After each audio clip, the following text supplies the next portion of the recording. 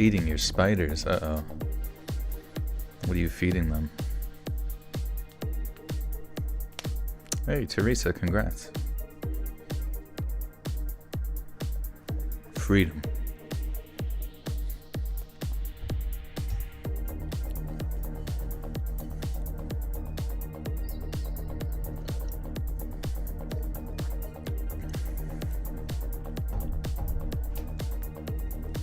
Crickets. Breed jumping spiders. Oh man. Did you ever see Eight-Legged Freaks? That movie freaked me out.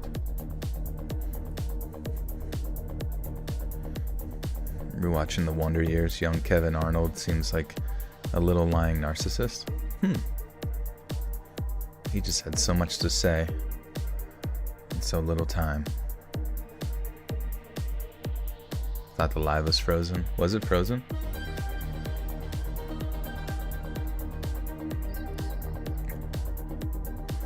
Oh, you're welcome, Teresa. Good to see you. This is my first time at the live stream here, but I do go to bed most nights listening to Let's Read. Nice, Angel. Welcome. Yeah, if anybody's new, yeah, be sure to welcome them and just let them know what the deal is. Recording store. First off, we're just chilling for a little while till everybody rolls in. That's what the countdown is for, and then we'll be recording some stories for tomorrow's video.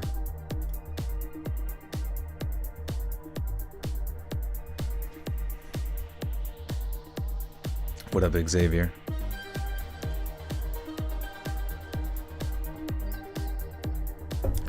Anything cool?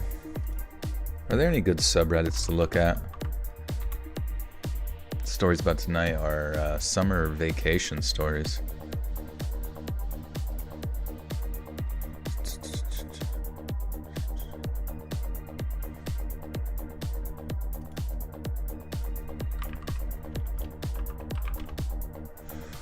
Let's look at r/games. Love my voice, thank you. LRG allegedly sells burned CDRs instead of pressed discs for $69 games. Perfect. Who gives a shit? Helldivers 2 remains the best-selling premium game of 2024 year-to-date after placing second in March. Helldivers 2 currently ranks 7th in lifetime US dollar sales for Sony-published titles after just 2 months in market. Pretty sick. I'm excited for the success of Helldivers. It's a fun game. Starfield May update, don't care. Hitsubasa, welcome back. Or no, thank you for the 5. Welcome to the Butterstock Cult live stream.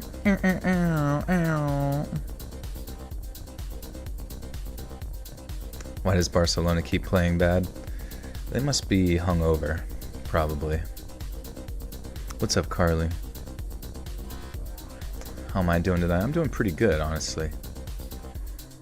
Take-Two Interactive is also shutting down Roll 7, Roller Dome, Ollie World.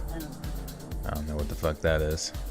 Topspin 2K25 players furious at server issues impacting single-player career mode. Damn. Look at all these really uninteresting gaming stories. Batman Arkham Shadow. What? Another Batman?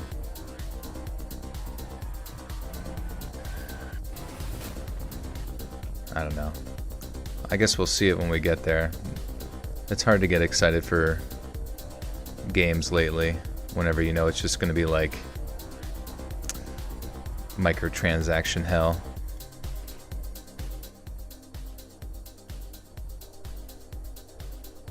Helps with work and long trips. Thank you, Ricky. Good to see you. What do you guys do? Anything new? Anything new going on in the past couple days? Most anticipated horror movie this year. Bro, I don't even know. I haven't heard about any at all. I don't remember the last time a horror movie or even a movie itself has built up hype. I feel like the Hollywood has lost a lot of cred. Been part of your life for 5 years. That's the longest I've ever listened to the same man. Oh, thank you, Kathy. I'm glad I can be that. Gotta hop on the pro clubs grind in FIFA. Yeah, I'm not all about the football life, to be honest with you. Skywind. That's crazy that people are so devoted to remaking Morrowind, but in the Skyrim graphics. Do I have a console? I have a PlayStation 4, but I got it for Red Dead whenever Red Dead first came out in like 2019, and I just haven't really cared otherwise, you know what I mean? But yeah, mainly lately I just play PC shit, fucking stupid Overwatch, and trying to get back into Hearthstone Battlegrounds a little bit. It's been... I did win a game tonight as Quillbore. That was like pretty fun.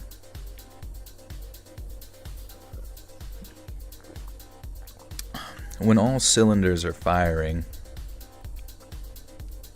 Hearthstone is a lot of fun.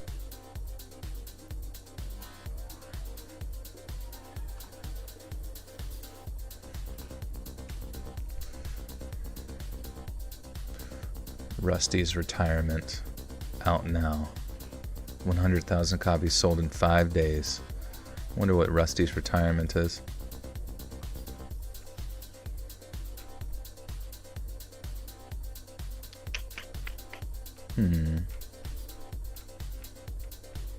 Whatever happened to Phil Fish, creator of Fez?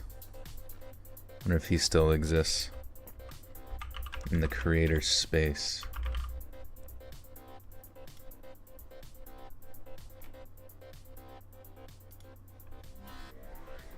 Are those bird chirps you put supposed to be a specific bird, or you just put a random chirps? I think it was just a random noise. I don't know what specific bird it's supposed to be, but it was kind of emulating off of that old movie with,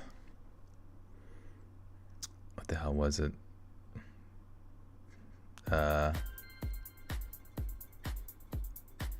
Legion. Oh my god, what the fuck? What movie is that? Evil Dead. There we go. If you ever seen the movie Evil Dead, at the end it's like a happy ending with like the sun and the birds chirping, and it's kind of like my vibe with that. Joel's commitment to remaining an enigma. I do my best. The GOAT. Vicky says, have you ever did any Minecraft or Roblox stories? I don't know, honestly. It'd be interesting. Maybe on like the gaming stories in the past, but... or people having like interactions with weirdos online, like type stories. But you gotta be careful playing those games. Alan Wake 2 has yet to recoup development and marketing expenses. 10-cent raise stakes and remedy to 14%.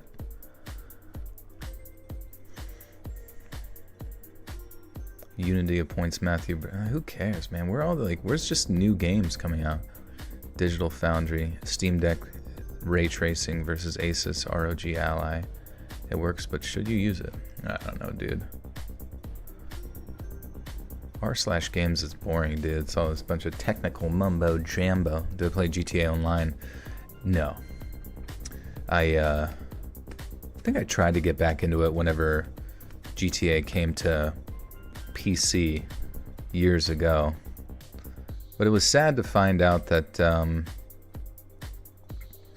I don't know, it was like it just didn't really get a lot of support. Like, it was weird. It was like they would add these new modes, right, to like GTA Online, but then just like no reasonable way to like access them. Their like matchmaking system was just like non-existent. It didn't make any sense at all. Do not lose sleep over the sheer amount of scary stories you narrate. I don't know. I don't know. Maybe I'm crazy. I'm a crazy person. But I don't know. Now it just feels... I just don't even think about them. What Evil Dead? Oh yeah, the 1981 version had like... At least I think it was. It had like birds chirping at the end, I do believe. Maybe it was the newer one.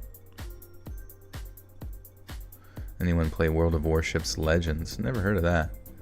Sounds like a mobile game.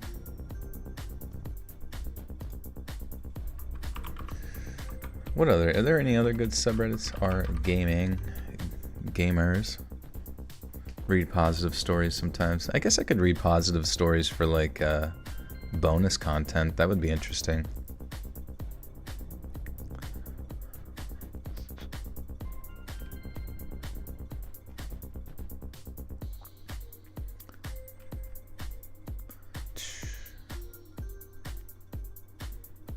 Yeah, I don't even know.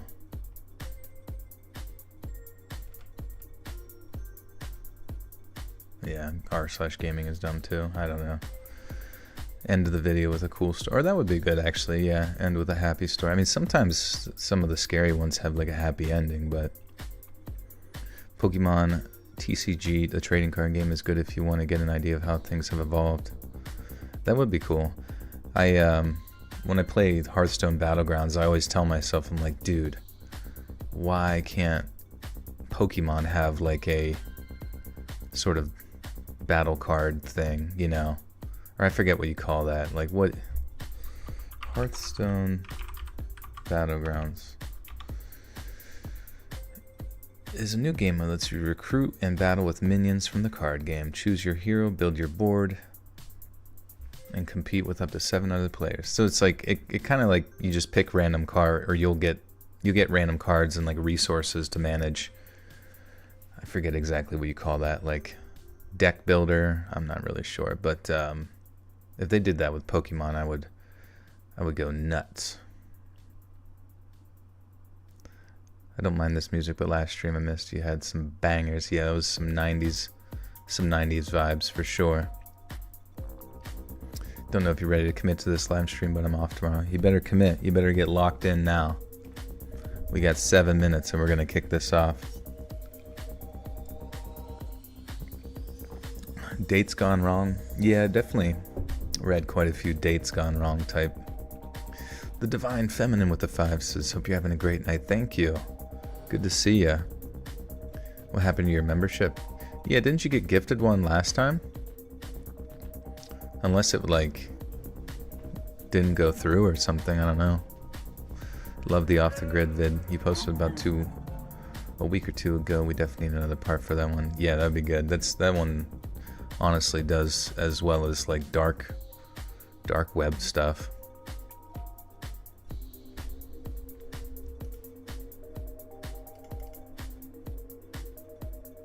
Run my card. I can't do any of that. You have to run it down the crack of my ass. Are there any good subreddits? r/all, maybe? And just look at the weirdos. I prefer to write in pencil. US confirms that Russia uses banned chemical weapons. Son apparently resells his gas station treats at school. On Friday he had $2 and today is 10. Oh my god. What the hell's going on with that? Warehouse job stories, that would be interesting.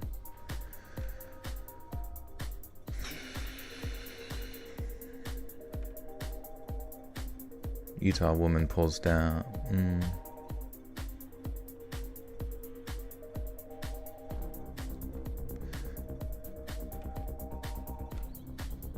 I don't even know. I don't even know what to look for. Trap house stories. I am definitely looking into Waffle House stories. It's a similar vibe. Do you have the 17-year cicadas in Pennsylvania? They're everywhere in Georgia. They have the most bizarre sound, very creepy and ethereal. Look it up. Yeah, I did hear that there was going to be like trillions or something of like cicadas this year. We do get cicadas in Pennsylvania during the certain summer times, I do believe, but I haven't seen anything thus far. I hope we don't get them, but I heard it's supposed to be really bad. It's like a bunch of them are hatching all at the same time from like different hatchling groups.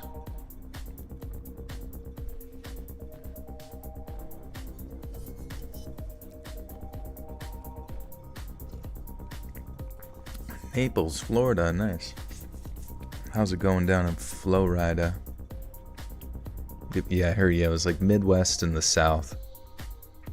Crazy amount of Yo, Albert, what's good? Charles Barkley says he can leave TNT if it loses its NBA rights. He's imprisoned. Charles Barkley is in prison to TNT for his entire life.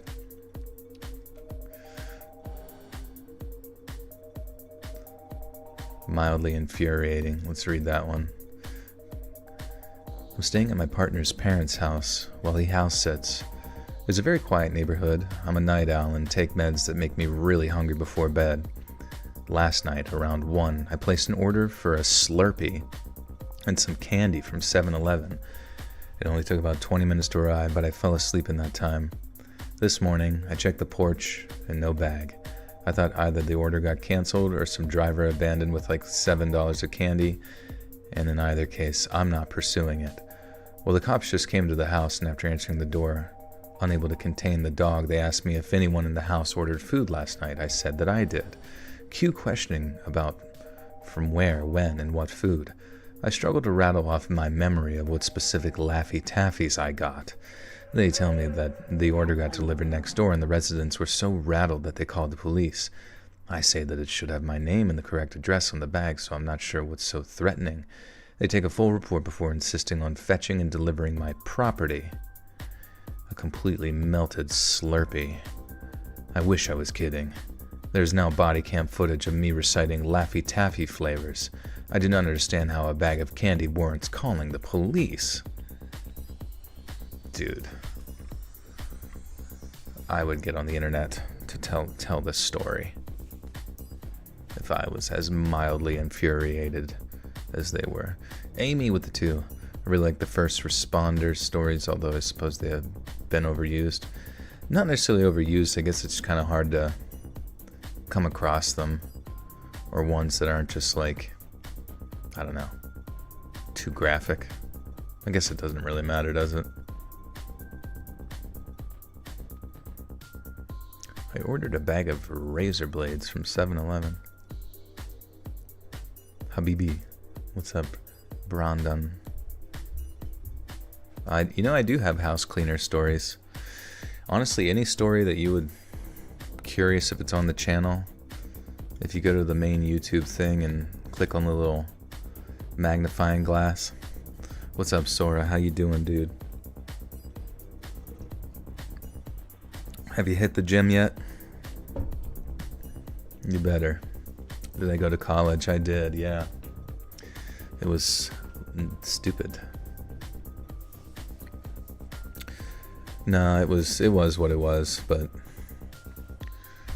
I don't know. I'm glad I did, because obviously that was like my plan, to use that college degree to work for my whole life. I went for nursing, and I did work as a nurse, but I knew deep down that, I don't know, I had to do something else. Palo with the 2. First live, welcome, Palo. Good to see you. Sound hella educated? Really? Oh, I appreciate that. I wouldn't say like, honestly, I don't know, like, college, I don't really think like my articulation of words really came from like college as much as it does just from consuming fucking YouTube videos, you know what I mean?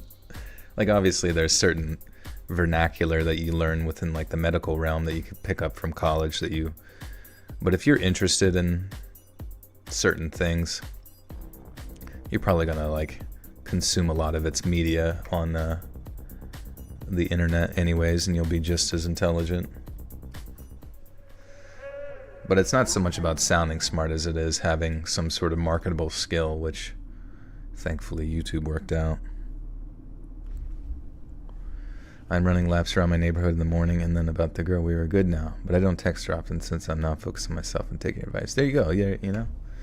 And yeah, you'll look back on this and just be like, man, that was my old self. Back when I needed validation from a girl. And now, I'm jacked. I don't have to worry about that. Fell down the stairs and got a bloody nose. What the hell? How'd that happen? Slip on a banana? Banana peel? Miss the old YouTube. Yeah, what was the old YouTube? I'm back in college in my 50s and at the time of my life has changed my life. Oh, nice. What are you doing in college in your 50s?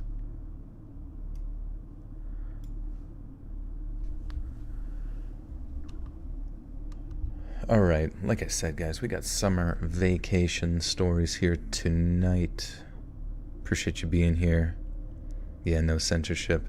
That's true. I do look at, like, when I scroll down through my videos on YouTube, and it's like, none of it really interests me anymore, you know? Like, and it's weird, too, because sometimes you watch, like, 1 or 2 shorts of something, or maybe you look something up, and then, like, all YouTube does is, like, send you 50,000 videos of that, like, one topic. Like, all your interest just shifted over that way, which maybe it did. Favorite gym influencers? I like Dr. Israetel or whatever his name is. He's cool. He's kind of like a no BS, get to the point, but also make it fun kind of discussioner, you know? I do like Eric Bugenhagen. I watched a lot of his stuff just because he was such a freak strength monster. Should you become a priest? I don't know. Priest life doesn't sound very fun to me, but that's up to you. I don't think I could, like, handle the life of celibacy or whatever it is. The Divine Feminine with the 5 says, I went to nursing school and now I'm trying to become a content creator because nursing is too depressing. Yeah, that's what I did, honestly. Wait, were you the one that said or did you say you're going back to school for that, or what? Yeah, what kind of content are you creating?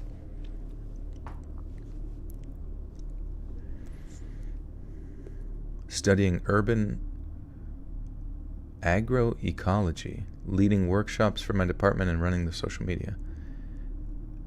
What is it? Urban agroecology? Well, like growing tomatoes on your porch, or I don't get it. It sounds interesting. They censored It's All in Your Head verse from the Gorillaz song. Wait, the part where it's like, it's all in your head. How come? Why would they censor that part out? I haven't. I'm feeling glad I got sunshine.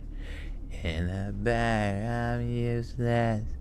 But not for long, the future is coming on. It's pretty sad but interesting how in today's world we've arranged in society based on science technology in which nobody understands anything about science technology. I guess you don't really have to understand much other than how to, like, use the tools. Also, did I see Axeman? I'm on the treadmill working out and getting jacked. Motivate me. Keep fucking going! And then lift some weights after. What do I binge watch for pleasure? Well, I have been watching some shows. Teresa Cruz, thank you for the 3. I've been watching, I've been watching that, well, I remember somebody mentioned Frieren. I heard that the anime Frieren was supposed to be good, and I watched 2 episodes of that, and it was not, like, the animation was really good, but it just, like, didn't really have, like, a story or a plot or anything. You just, like, didn't really know what the fuck was going on. It just seemed like it was constantly going through sort of like a flash. It felt like both episodes were like you were watching a flashback. Like the episode felt like a dream, so therefore it didn't really have like a lot of significance. And it really didn't, because like nothing occurs. I don't know. It's a very strange show, but I didn't really find it enjoyable, so I kind of just stopped there. And then watching Evangelion, Neon Genesis, trying to make it through that just to say that I watched it. And it's pretty okay, you know. It's not like, it's cool to look at, you know, but it's not like tickling all the fancies at once. It is kind of weird to me sometimes how like, and sometimes in animes I feel like the cast is almost like hyper simplified. Like they're making like decisions on like fighting giant fucking interdimensional mech warrior beasts or whatever, but it's just like some girl in like short shorts being like, divert all the power of Tokyo into this giant fucking sniper rifle. And then, like, it just cuts to, like, the citizens of Tokyo and, like, a news broadcast, like, attention citizens of Tokyo and Greater Japan. We're cutting out all the power because we want to do some cool shit. That's all. And then they just do it. Frieren is amazing. Like, the writers did not push down men in order to make the main character look good. Oh, well, yeah, I mean, I guess I don't really think about that. I don't, I was, even though, well, yeah, I get so used to, like, anime not really being written like Western media that you kind of just presume it's not going to be, like, stupid woke shit, but, I don't know, I just kind of felt, like, should I watch more episodes? Because it just felt a little bit, like, boring, I suppose. Am I from the States? I am. But then I'm watching this one other show on Netflix called Baby Reindeer. Have you guys seen Baby Reindeer? Initially it starts off like very strange. But then, not to spoil it, but it like all comes back together and you start to like understand the main character a little bit more and you're like, okay, I can kind of see it now. You know what I mean? But the cinematography in it's really good.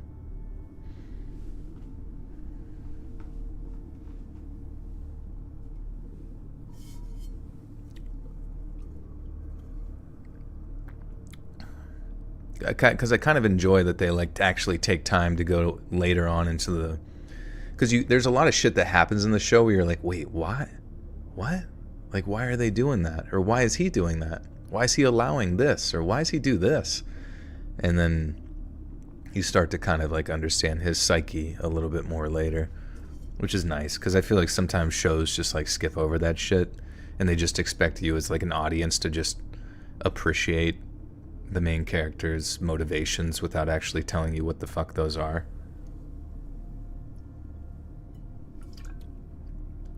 Okay. Talented Mr. Ripley. I haven't seen that, no.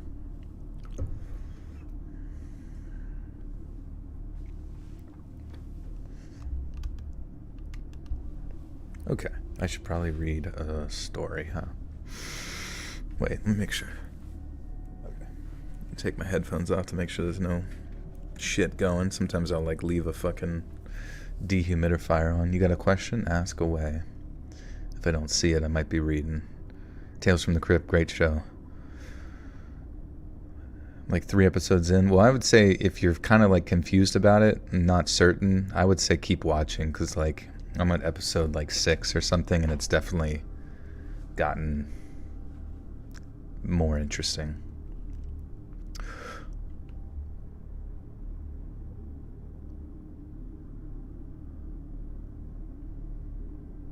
Do you know why Stranger Things Season 1 was so popular? Because it used to be our lives. Obviously without the upside down and paranormal stuff, but once upon a time, all we did was ride bikes and spend time with our friends, looking for adventures or pretending we were on one. This was particularly true for me during the summer. I'm sorry for sounding like a complete boomer, but I don't see kids these days doing that. I know that's in part because of technology, the internet, PlayStation, streaming, blah blah blah. I also suppose parents are a lot more careful than they used to be. My parents didn't care where I was as long as I wasn't bothering them at home. I've talked to some neighbors lately and they seem worse than helicopter parents. It's like someone is going to snatch their babies away at any minute, like a hawk with a tiny dog. My wife and I are child-free, so we'll never have that problem, and I like it because I couldn't stomach the idea that I'd have to restrict so much of my kids' freedom. My best memories came from those times when my friends around my old neighborhood got away and did secret stuff behind our parents' back. Some things were not something any adult would approve of. We stole adult magazines, but there was even more access to that today. Whoops. Porno magazine day. It's Porno Magazine Day. Taking you on a trip to the deep, deep, deep anime and weirdness. Welcome to the Buttersuck Cult. You now have access to bonus content. Trilogy of Terror is a good short film with The evil doll with spear. Interesting. Looking for character investment in TV shows and movies, you might be getting a little eyebrow when it comes to characters and plots. Yeah, I mean, usually TV shows are better at doing it than movies just because of time limitation, but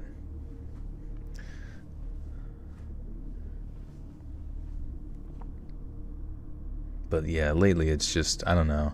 I feel like the overall quality of, especially, I think it's a combination of many things, but the overall quality of television shows in conjunction with like streaming services, because I think with streaming services, it's not so much about the quality of the show you put out to like pull in the viewers.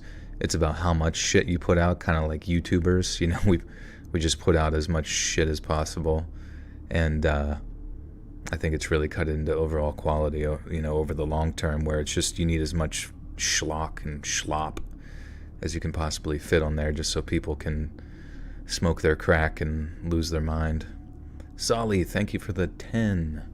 Appreciate you. I must say my parents were strict when I was younger. I was actually wanted to go outside, but I rarely got to go, and I never lived my whole childhood like a sleepover, never had one. Damn. Never went outside and never got to have a sleepover. What the hell? What were your parents doing? They just like... That sounds really lame. I mean, not in me being rude way, but just like, why would they do that?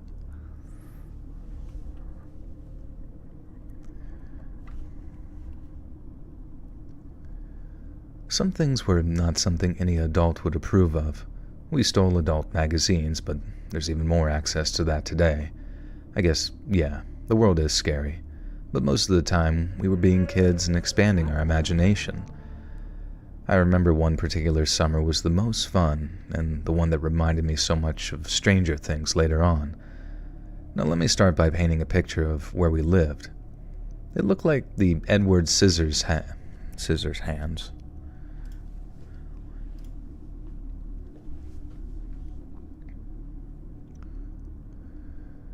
It looked like the Edward Scissorhands town, but not so colorful. There was also an abandoned house at the far end, but it wasn't on a hill, so that one looked more like the one in the new It. Yes, there was a story to that house, and everyone knew it. A couple of years before my time, an old woman died in there, and her body decomposed for some time before the smell reached the neighbors. They got her, got the house cleaned up, and it was put up for sale.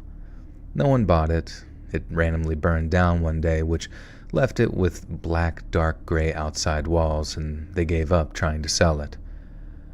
My family moved on that neighborhood years later.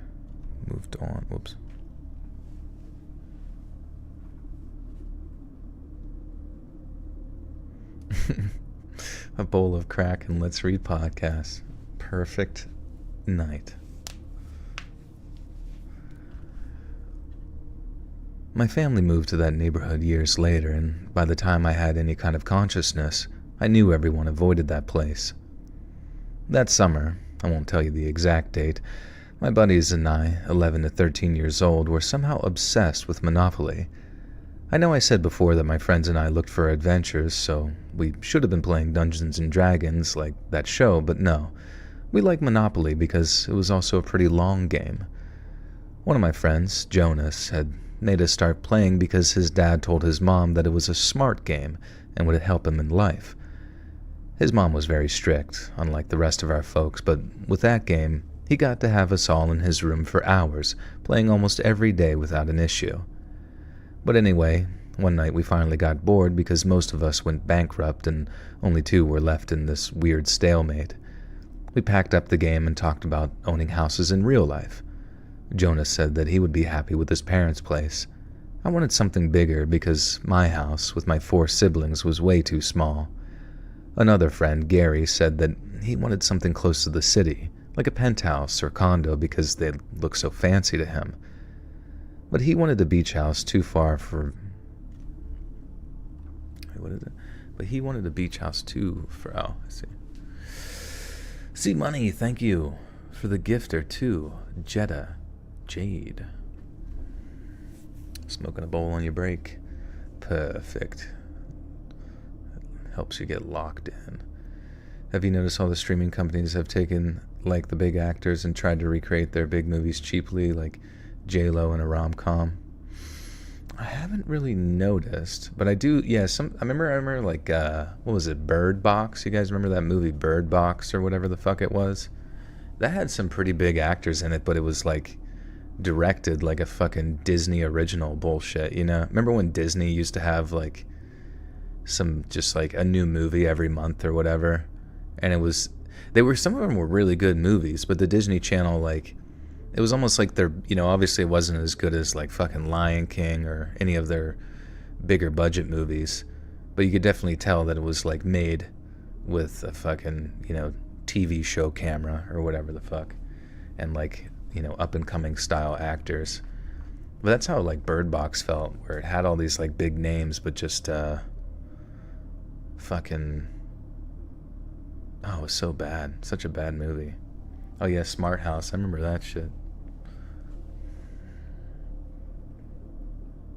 Have I ever had a sleepover? I've had 2. You know what? Actually, it's kind of funny you say that, because my dad would never let me have like sleepovers at their house. He was just very like reclusive in a way. But then, it was like almost every weekend I would sleep over at another person's house, which thankfully he let me do that. Holy shit. Kind of looking back, I'm like, man, because it's fun, it's a good, honestly, it was like one of my like the most fun that I had, was going to just somebody else's bullshit, and I don't know, it was just so much stuff. It was like hanging out with your good friends, but you were like in their house and the parents are like, hey, it's you, let me give you fucking food and shit, and then you just do your thing, having fucking like LAN parties and shit with like Halo 2 was the best thing ever. Everybody got their like respective. I remember my one friend, he'd bring his like Xbox and his TV, connect to the internet. Man, it was nuts. As an adult, do I have a sleepover? Just with Pradeep. Everybody else has to get the fuck out. Just waffling, yeah. Blue waffling. I see in movies set in the 70s and 80s, boys trying to steal porno mags off the mag rack. I'm in Bible Belt. All our porno was hidden under Dad's beds. Yeah, true. Or the back of Grandpa's truck. Or under all the cicadas. But he wanted a beach house, too, for vacation, so his plan was to make a lot of money. And we all agreed that we would all have a ton of money and do whatever we wanted. And suddenly, one buddy, Patrick, asked if any of us would buy the abandoned house. Damn it. Babes, Mariba, thank you for the 5, and thank you for getting a shirt as well. I appreciate that. Welcome, Blueberry, Christy O'Brien, Sarah Kay, and Sora and Hanny Dreams. You guys now have access to bonus content on the bonus content playlist. I'm thinking all the porno mags down in the south is probably what brought the cicadas, to be honest with you. Suddenly, one buddy, Patrick, asked if any of us would buy the abandoned house. We laughed. Dude, what the fuck? I'm like combining words. We laughed. Obviously not. But he said, think about it. It's the cheapest house in the neighborhood. It was also the biggest plot. He would tear it down and do whatever he wanted with the land, and I said that I would never because the house was obviously cursed. And damn. These mistakes feel like different. I feel like I'm having a little bit of a strokey. Favorite video game of all time? Honestly, I have no idea. Maybe like Mario Galaxy 2. Anyone else could have bought it all these years, but they didn't for a reason. Saying things like, at our age gets you teased, or... What is this saying? Anyone else could have bought it all these years, but they didn't for a reason. Saying things like, at our age... I don't really... Saying things like that.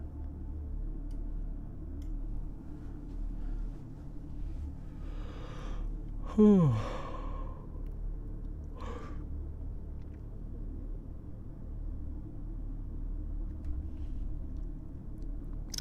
my birthday. I was wondering when is your... My birthday is June 4th. Happy early birthday to you. Anyone else could have bought it all these years, but they didn't for a reason. Saying things like that at our age gets you teased or mocked in any group of friends, and I was embarrassed. But I said something like, if you guys are so brave, let's go there right now and check it out. That got him quiet real quick, and I laughed. See, you guys are too scared because I'm telling the truth. Patrick started shaking his finger, saying that he wasn't scared at all. He added that we should all go right then and there to explore. And Jonas said that there was no way his mother would let him go out with us so late. It wasn't late, it was just nighttime already. The other two friends I haven't mentioned were Charlie and Christian. They were twins, and they agreed with Patrick. And I couldn't back down, so I said, screw it, let's go.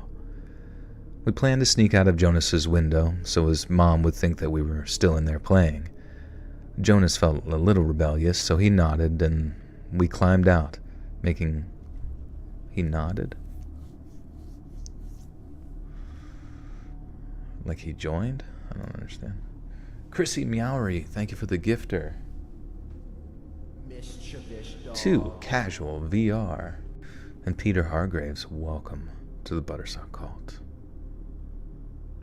You've said your birthday's in September? I've never said that. I've had literal... For the past 5 years, I've had birthday streams in June.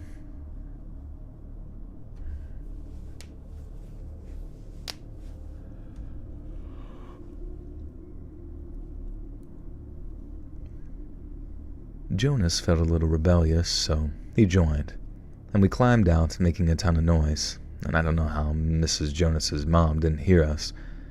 We got our bikes and walked them further away until we could ride. I remember that moment felt so exhilarating. Even though I had believed the stories about that house, the idea of going with my friends on an adventure on a hot summer night was like nothing in the world. It was very freeing. We pedaled, but as we got closer to the house, we saw a small light flickering in one of the windows. I almost fell forward on my bike because I hit the brakes way too hard. The rest followed my lead, their bikes echoing that metallic screeching that's so recognizable. I told them, wait a minute, someone's in there. Jonas's rebellion suddenly wore off pretty quickly, and he said that he wanted to go back. Patrick responds, well, let's see who it is. And Charlie and Christian agreed. Now Gary says, let's go back and tell Jonas's mom. And they all look at me. I wanted to leave, but also not. I was morbidly curious, so I said, let's just take a peek inside. Others asked how we were going to do that, so I told them that we would leave our bikes, crawl into the garden, just like we did to get out of Jonas's house, and take a look through the window. Jonas didn't want to do that. Patrick asked him what was the worst that could happen, and Jonas said that the ghost of the old lady could be there. Patrick rolled his eyes, saying, ghosts don't turn on lights. They went back and forth for a while, so I told Jonas, hey, you and Gary can go back, act like we're still around, and the rest of us will do this quickly and we'll be back soon. Jonas and Gary nodded and they left. And so the remaining 4 of us left our bikes on the sidewalk and jogged silently to this abandoned house. And the smell hit me hard because I had pressed my body too close to the walls. Years had passed, but I could...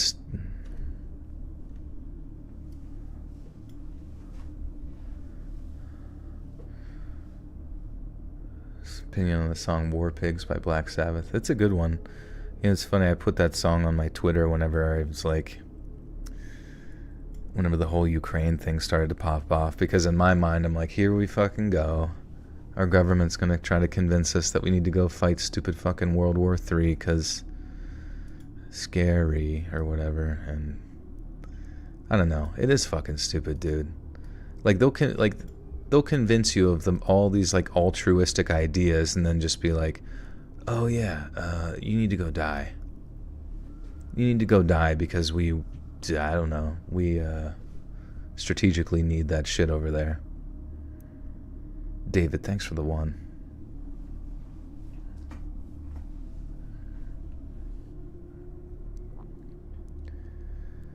Years had passed, but I could smell the smoke. I started coughing, and Patrick covered my mouth, giving me this look. I managed to remain quiet, but everyone smelled that smoke too. It was such a weird odor, but we kept going.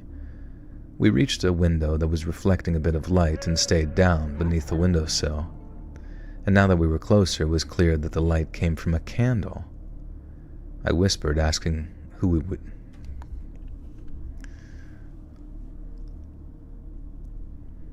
I whispered, asking who would peek first, and the twins shook their head. So, this was between me and Patrick. He said that he would do it after hesitating a second and started lifting his head, and he came down quickly and said someone was definitely there. Who? I asked. A man, I think, Patrick said. Okay, I'll look. And I did.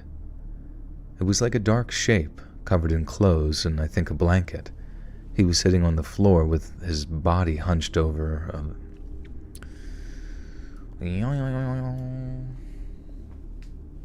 This is Patrick.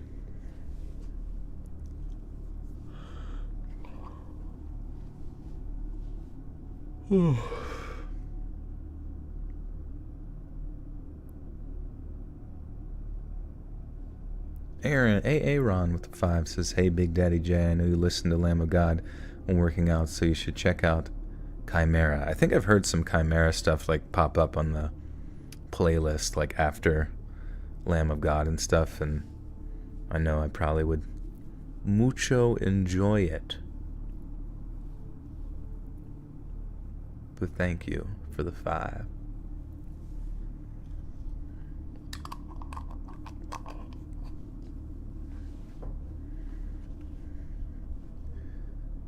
He was sitting on the floor with his body hunched almost over the candle, and something was in his hands. I didn't understand what he was doing. I got down and told the guys what I had seen and described the item in the man's hands. Patrick peeked again, and staying there a while, he knelt after and said, I think it's something like to inhale? I think he's smoking. I was confused, so I went up again. But when I did, I only saw the figure for 1 second before he turned his entire body towards me. I got spooked a little until another larger one came to the... Wait, what? Another larger one? Like a person?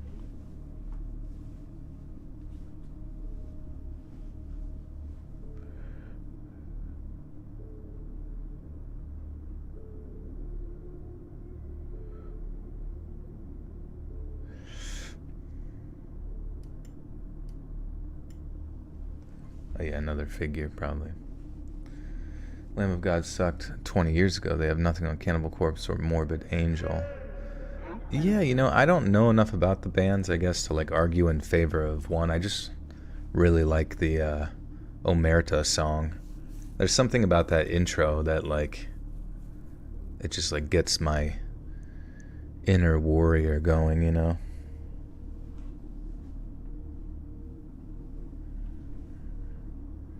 America's mostly safe from attack.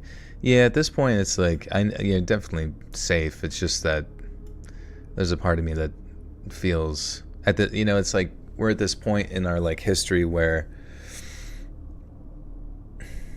do like external stimuli or external like variables have more control over the United States than its actual government? Presumably so at this point. Financial interests and things of that nature.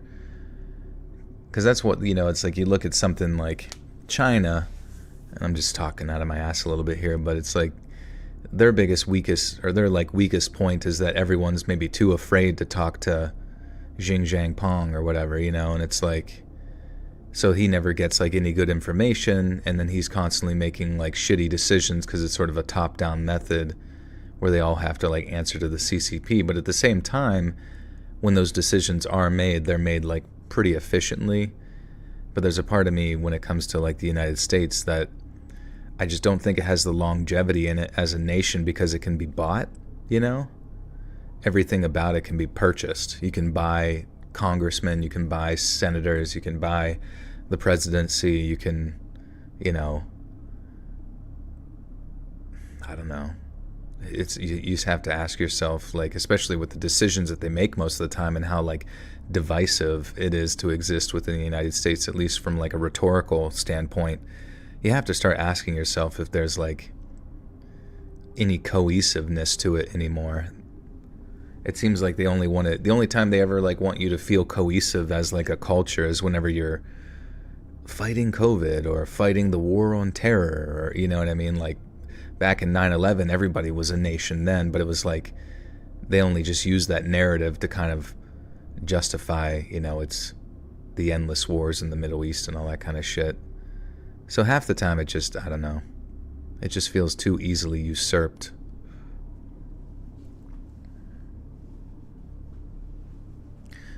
And that's why at the end of the day, you kind of have to like disassociate yourself from that like grandiose, I don't know, national connection or whatever, and just like look on a smaller scale at yourself or your community, because that's where it's going to start objectively anyways, is whether or not you make your own community, you know, a good place, which starts with you and your family, you and your friends, you and, you know what I mean, you and your church groups or your fucking, I don't know, local baloney, whatever it might be. Now watch this drive, you slurp. Yeah, sorry. I don't know. I don't even know how I got on that tangent there. I was confused, so I went up again. But when I did, I only saw the figure for 1 second before he turned his entire body towards me. I got a little spooked. Wait, what? I got spooked a little. I got spooked a bit until another, larger figure came right to the window. And at that point, all hell broke loose. I screamed, Patrick screamed, the twins screamed, and we all ran off to our bikes. We didn't stop screaming until we got close to Jonas's house, and we lost all sense of pretense. We knocked on the door and told Mrs. Jonas's mom everything about that house. Gary and Jonas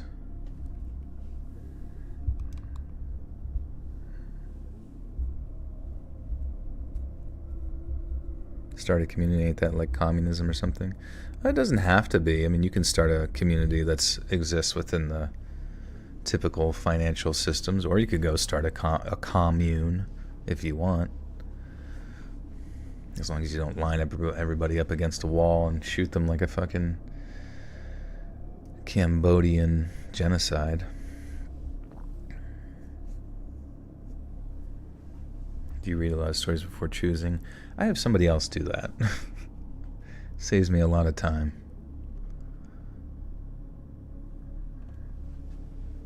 I was going to say that we all scream for ice cream.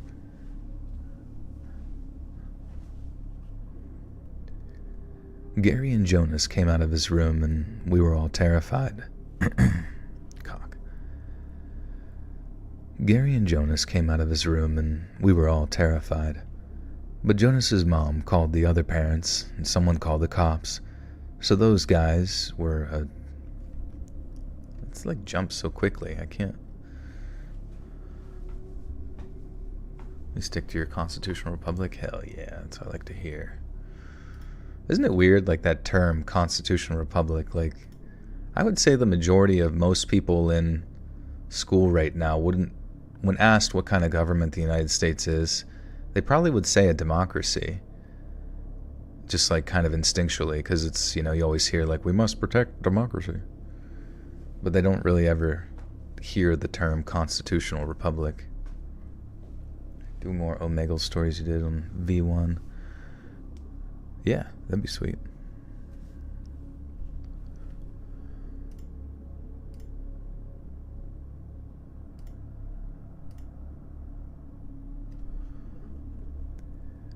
Gary and Jonas came out of his room and were all scared, but Jonas's mom called the other parents, and someone called the cops. And the long and short of it is, those two guys were a pair of junkies who had been squatting in the abandoned house for a few days before we discovered them. We got in trouble, naturally, and we tried to say that Gary and Jonas didn't come with us, but Jonas's mom was in...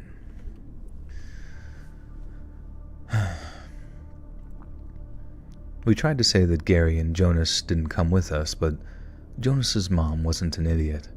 She grounded him, and we didn't get to see him for 2 weeks, which was a lot in summertime.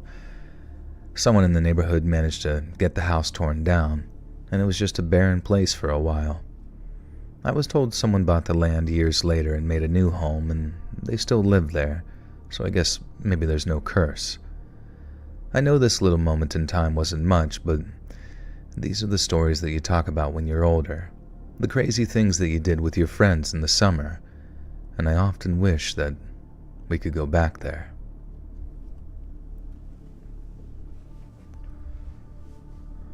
Sneak off to a crack house, yeah. Launching Hellpad. Are you playing that, Callie? That's fun. Alright, I might put this next one through Chat BBC just to fix the grammar. It's so much nicer when it's like, you know, you're flowing, you're even flowing. Do do do do do do do. It was also really random. On Twitter, someone... It's like not that big a deal, but... Fix this grammar. But someone on Twitter added me and was like... referring to the most recent podcast. I'll just read it real quick. Let me go look at it.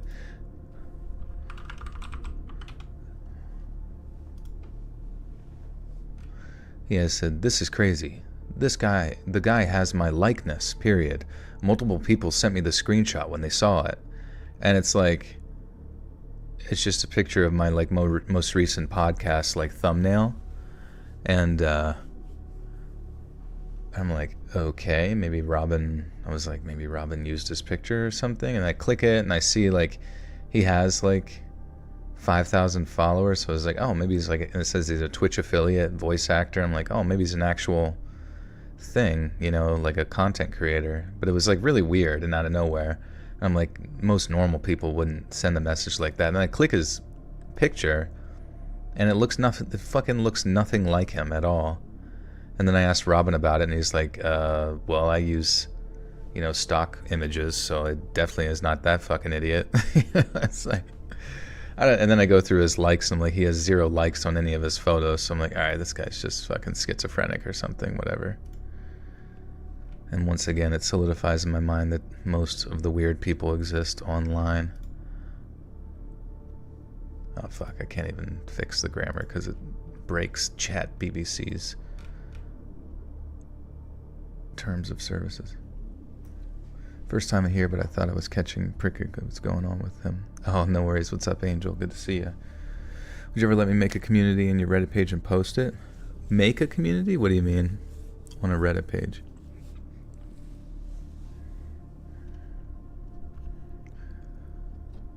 When I was 16, my family went on a vacation to Cancun with a big chunk of our extended family.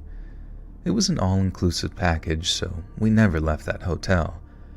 Our days consisted of sleeping, eating, and going to the beach right by the hotel because my family didn't want to spend a single penny more to, I don't know, explore the beautiful city. You must know that sleeping after a day at the beach or a pool hits a little harder. You're in bed and you feel like you're still in the water, but you're more tired than ever, so you sleep like the dead. Some days I didn't even notice how tired I was until I woke up the next morning. My parents would wake me so we didn't miss the hotel breakfast, which closed at 9 a.m. One night was very strange, though. We stayed up much later than usual, and I was nodding off. I had stayed with my aunt and some of my cousins talking about the stars and the darkening beach and how pretty everything was. I wanted to ask my aunt if we could try to take a bus and see more of the city. Cancun is a touristy place, so it really wouldn't be dangerous. But my aunt and her husband were wishy-washy. And I get it, years later. Going on a vacation with your whole family is pretty expensive, so an all-inclusive was the best way to do it. If we went out, we would undoubtedly want to spend money or eat somewhere, and that just wasn't in the budget for anyone. But they told me that they might want to go somewhere on our last...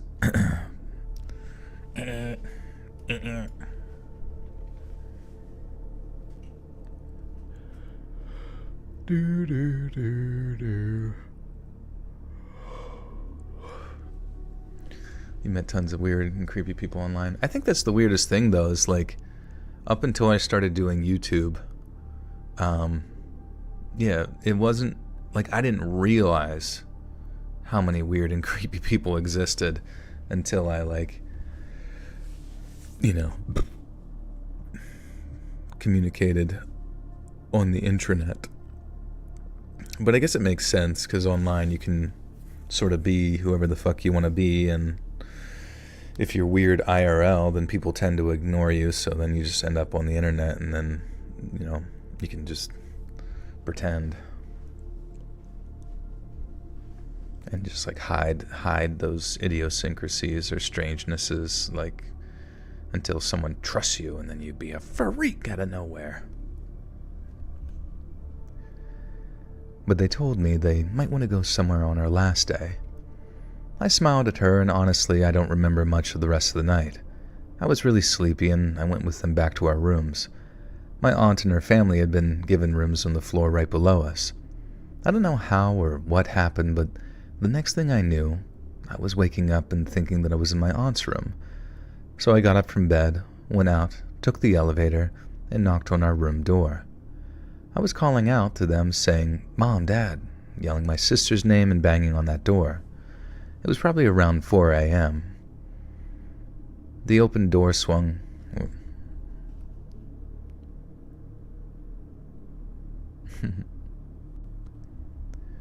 The door swung open, and I stumbled slightly inside. 2 big hands grabbed me, and I thought it was my dad. I told him I slept in my aunt's room and I was sorry. But I suddenly focused, and it was like bam. An instant chill ran through me. A fully naked man with the hairiest chest I had ever seen at 16 was there. I'm focusing on the hair because I don't want to talk about everything else that I saw for the first time ever as well. And he was angry, and he looked like he had just woken up. But all I thought was, what did he do to my... Yeah. You changed your YouTube channel to Mr. Squid. Welcome, Mr. Squid. Mr. Squibblesworth.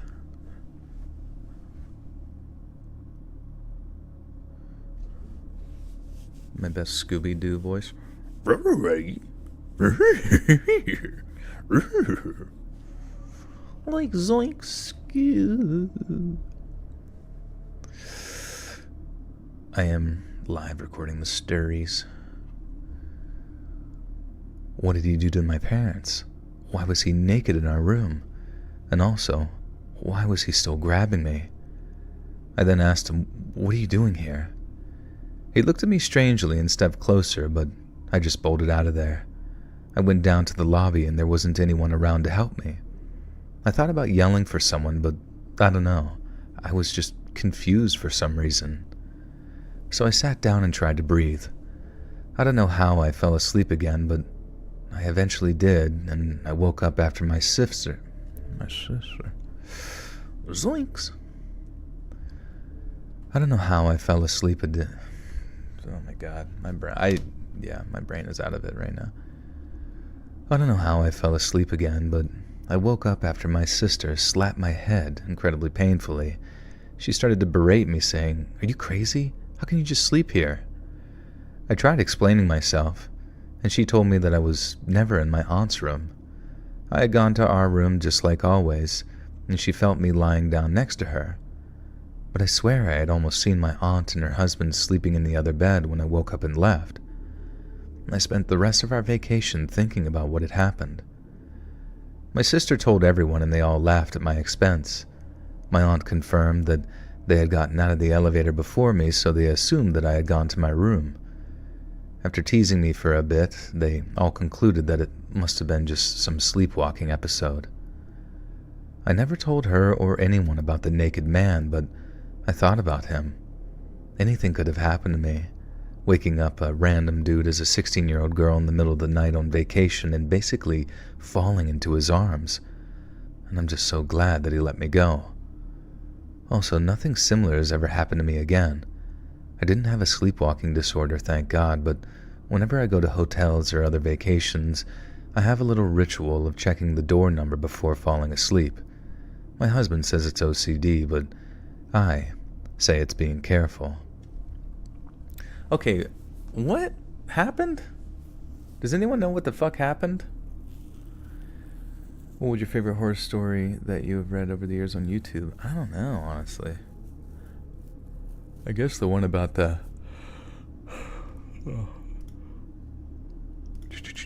I can put it in the chat. That one.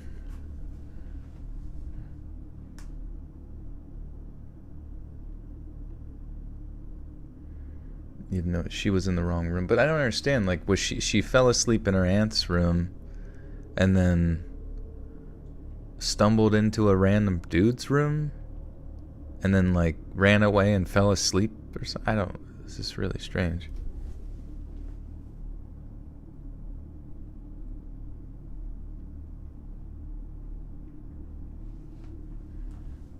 Sleptwalked into a naked man's room. Okay, there you go. That makes more sense.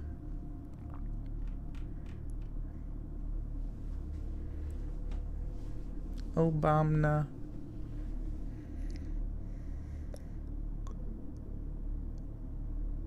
Shaggy voice when I misread. Like zoinks.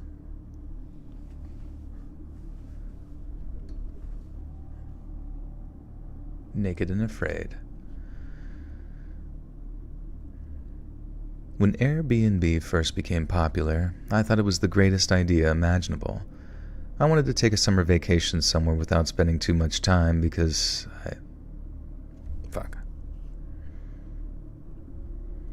I wanted to take a summer vacation somewhere without spending too much because I lived in the loudest, most child-polluted residential building in the world. And I swear to God, you had to be careful some mornings, particularly in the summer, of kids running around with water guns. Going somewhere to relax on my own without having to deal with other families and their unruly kids sounded fantastic. And I found this great spot too.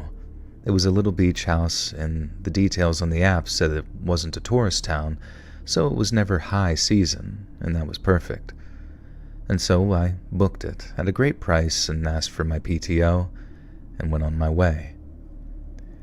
It was somewhat far off, but I realized that getting out of the city was my only option for some peace and quiet.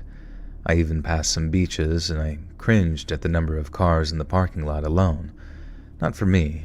I kept going. What? I even passed some beaches, and I cringed at the number of cars in the parking lot alone. Maybe this one I can... There's no naked word in it, so maybe I can put it through the grammar check.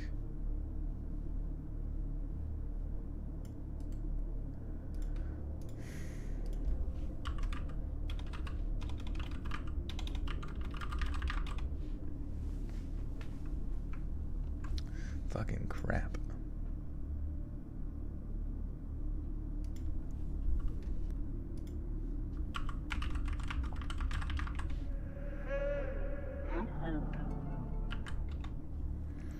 Hey, Mr. Wonder Wop with the 5 says, "Oh, Death Part 3, please." Yeah, definitely need to communicate with Sam on how that is progressing, because I guess we're already at like a month since the last one. Damn, dude, time goes by really quickly. But thank you for the 5, my friend.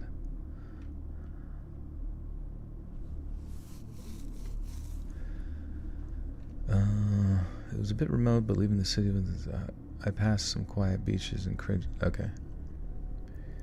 It was a bit remote. Fuck. Clementine, what's up? It was a bit remote, but leaving the city seemed like my only option for peace and quiet. I passed some crowded beaches and cringed at the packed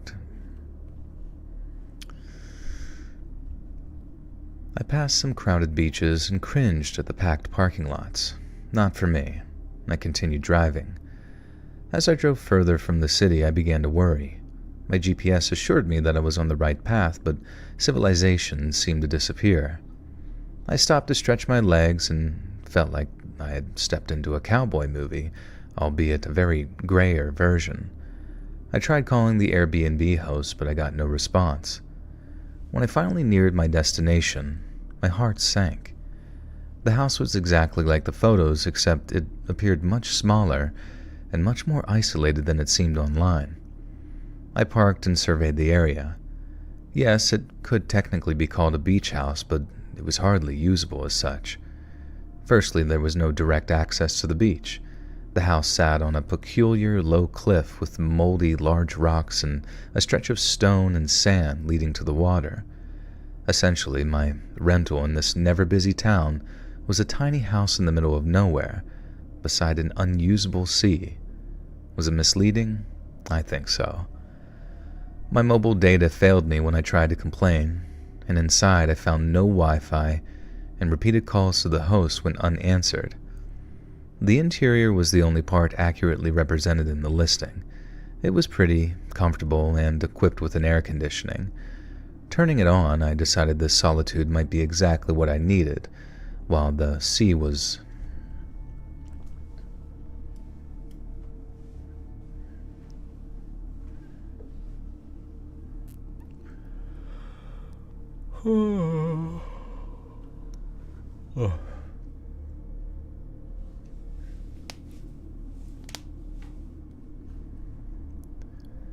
While the sea was off limits, the quiet allowed for some good self-reflection. After unpacking, I prepared some food and sat outside, enjoying the sound of the waves. It was delightful until it wasn't. As night fell, the silence became eerie. I reassured myself that this was what I had sought out, and after a long shower I settled in, but then the power just suddenly went out.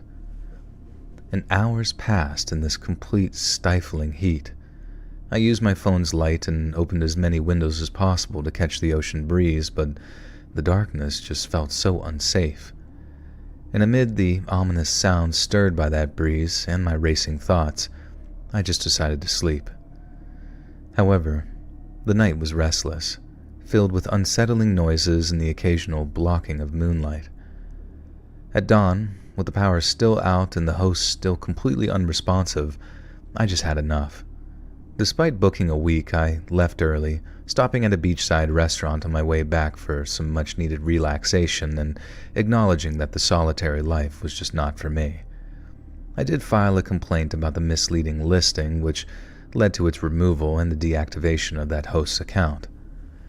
And lately, I've come across some videos about a belief in some cultures that if you're in bed and feel an urge to go out, you should resist. I guess it's called death's calling, and this resonates with me now more than ever. When obstacles repeatedly prevent you from doing something, perhaps it's a sign from the universe. And this belief was underscored by a trip that I attempted with my husband, Charlie. From declined credit cards and car troubles to hotel issues and terrifying illness, every step was just fraught with setbacks. It's clear now that the universe was warning us. Paying attention to these signs can prevent What the fuck? What the fuck is this story, dude? I thought the whole thing was the first part. And then now we're like on to like... So the whole part was just like a failed Airbnb and...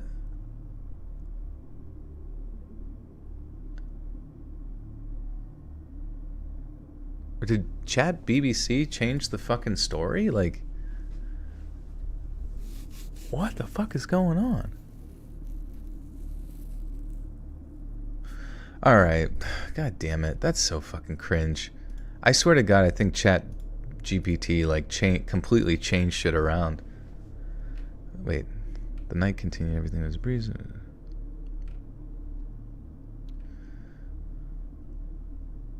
I realized that mosquitoes...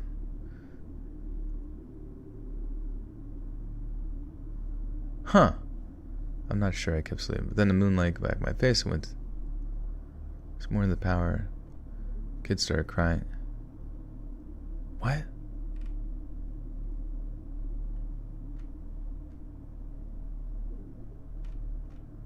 Wait, what?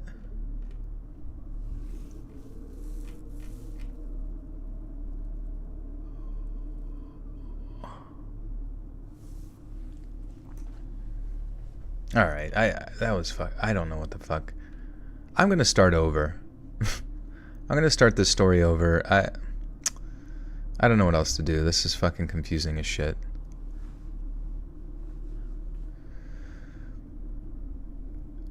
When Airbnb first became popular, I thought it was the greatest idea imaginable.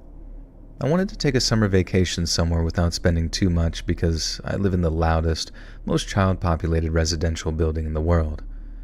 And I swear to God, you had to be careful some mornings, particularly in the summer, of kids running around with water guns. Going somewhere to relax on my own, without having to deal with other families and their unruly kids, sounded fantastic. I found this great spot, too. It was a little beach house, and the details on the app said that it wasn't a tourist town, so it was never high season, and that was perfect. And so I booked it at a great price and asked for my PTO and went on my way. It was somewhat far off, but I realized that getting out of the city was my only option for some peace and quiet. I even passed some beaches and cringed at the number of cars in the parking lot alone. It just wasn't for me, so I kept going. But as I drove, I realized that I was getting way, way out of the city, and I started to worry. My GPS said that I was going in the right direction, but I was leaving civilization behind. I stopped and got out for a second to stretch my legs. For 1 second, I felt like I had stumbled into some cowboy movie, except a little grayer. I tried calling the Airbnb host, but they didn't answer. So I got back in my car and kept driving. Finally, I saw the destination was closer on my GPS, and I gasped. It was the same little house that I had seen in the photos, except it looked much tinier and lonelier than the app showed. I parked in front and looked around. Ah, yes, that's how I saw that it could technically be called a beach house, but it just wasn't the kind of beach anyone could use. First, there was no access to it. What I mean is that the tiny house sat on this odd, low cliff. There was big, moldy rocks beyond that, and stone and sand before you got to the water, and therefore the tiny beach house that I had rented in the never high-season town was a place in the middle of nowhere next to the sea that I couldn't even swim in. Did they lie about it on the app? Not exactly. But it was a fake advertisement for sure, and I grabbed my phone to complain, but my mobile data wasn't working. I went inside and tried to find the Wi-Fi, but no Wi-Fi either. I tried calling and no one answered me once more. I looked around and saw that the interior was the only part of the app that...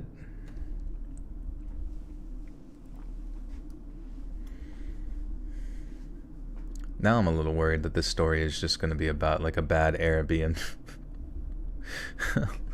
Because we kind of got... I think I may have just... I don't even know.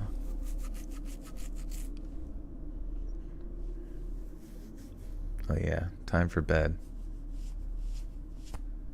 Go to bed. I looked around and saw that the interior was the only part of the app that... Fuck.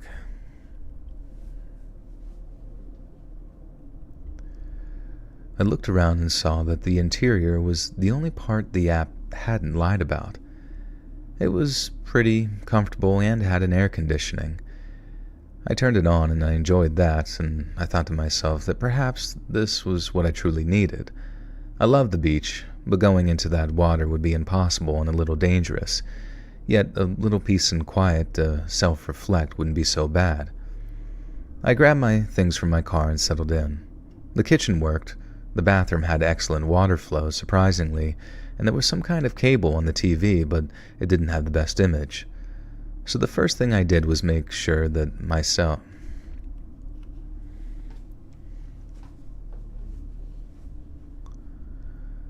So the first thing I did was make myself something to eat with the groceries that I had brought for my stay here, and I took a chair outside.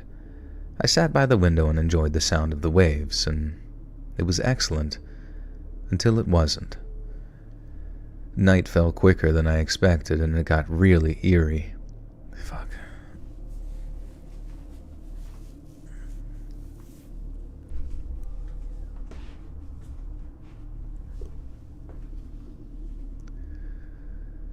Night fell quicker than I expected, and it got eerily quiet, but I told myself it was exactly what I wanted and needed. I went inside, took a long shower, and settled down to enjoy the air conditioning and just think about life. And that's when the power went out. I told myself that it would come back soon, but it didn't. 2 hours went by and the tiny house got way too hot despite our location. I looked for anything, candles or something, and I just found nothing. I had to use my phone light and open as many windows as possible, plus the doorway. And that helped because the breeze of the ocean was soothing, but it was way too dark to make me feel safe. I tried calling the hosts again, and they still didn't.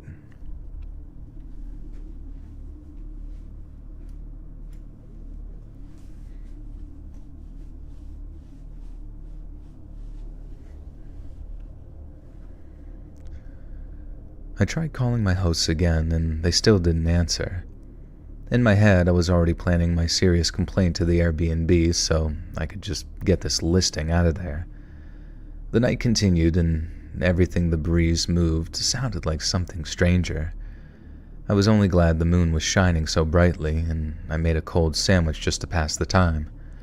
Something like a bird flew close by and squeaked, although I've been told that most birds are usually asleep at night. It could have been an owl, and I refused to think about what else it could be. I finally decided to go to bed and try to sleep. I had to close the door to sleep, but the window was next to my bed, so it would help with the heat that I... Oh my god. When is something scary gonna fucking... I mean, it's scary. It would suck to get stuck in a house that has no power in the middle of nowhere, but when you're reading it from home, it's like any fucking day now. It's like usually it leads to like a person or some shit, you know what I mean? I finally decided to go to bed and try to sleep. I had to close the door to sleep, but the window was next to the bed, so it would help with the heat, I hoped.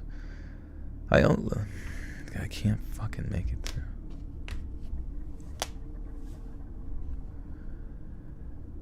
I lay on the stiff mattress longer than I wanted, watched the strange shadows that wove from outside into the walls, and I listened to the quiet that was never fully quiet.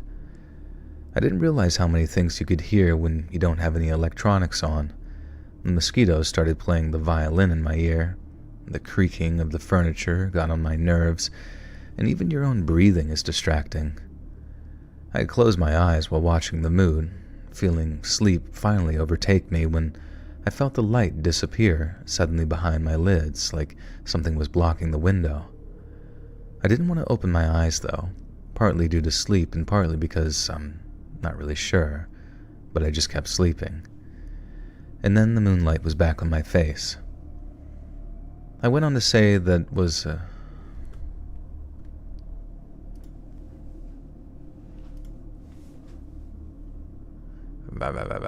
What's up, Jen?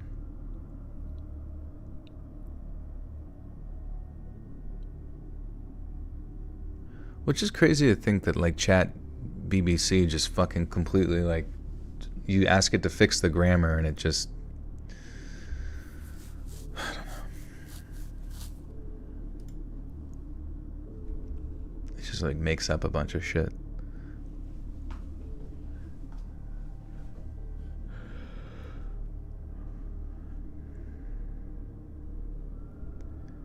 And then, the moonlight was back on my face. Now, I will go on to say that there was probably just a cloud covering the moon for a few moments, and finally it was morning. The power was still out, and the hosts weren't answering the phone, and I couldn't take it anymore. I booked a whole week there, but I took my stuff and just left. I stopped at one of the beaches on the way back and ate the best fried fish of my life, drank an awesome margarita, and just listened to the people. A kid started crying next to me, and while I can't say that I'm grateful for it, I had to acknowledge that I was happy. Loner hermit life is simply just not for me. Oh, I did complain about that tiny house, and it was taken down, and the account was thankfully taken off of Airbnb. I've checked for months, just in case. What? Alright.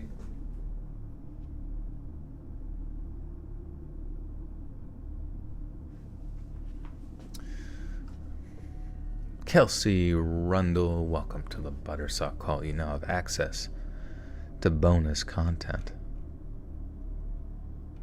I don't know, I'll probably put that story at the end or something. Like, it's like if nothing... Has any of these stories been scary so far? The sleepwalking one was creepy. But I was kind of hoping that the one with the crackheads, like, I wish the crackheads would have done something, you know? Even though I understand just that in of itself is scary.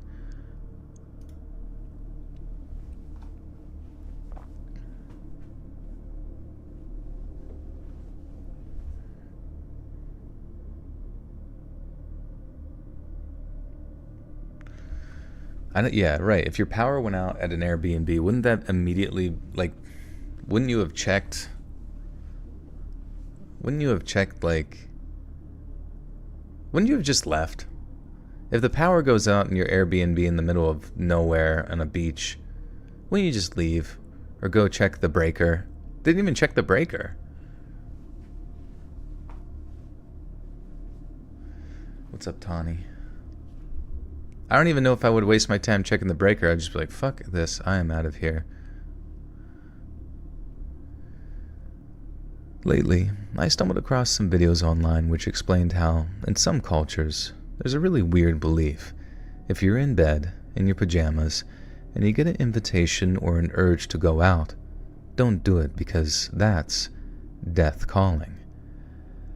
I never heard about it before, but somehow it makes complete sense to me these days, but kind of in a broader sense. Things that are meant to happen will. However, if there's something preventing you from doing or going somewhere, don't force it. The world is trying to tell you something. Those videos reminded me of a summer vacation I took with my husband, Charlie, a few years back. Now, the universe, as they say, was adamant about us not going, and I should have noticed the signs. First, I was trying to book our hotel reservations, and my card got declined 3 times before I gave up doing it online. I called the hotel directly, and they ran it through their system, and it still wasn't working. And at last, I grabbed Charlie's card, and that one didn't have a problem. We had planned on using my card for the rewards, but whatever. I called the bank the next day to get that thing fixed, and they did. They couldn't explain why it wasn't going through, but they said that it should work fine for the trip. The day arrived, and our car overheated on the way to the airport. We called some friends, they came to assist, got us to the closest mechanic, and when they heard that we were on our way to a vacation, they told us that they would take care of everything and gave us a ride to the airport. I can only be glad to these sort of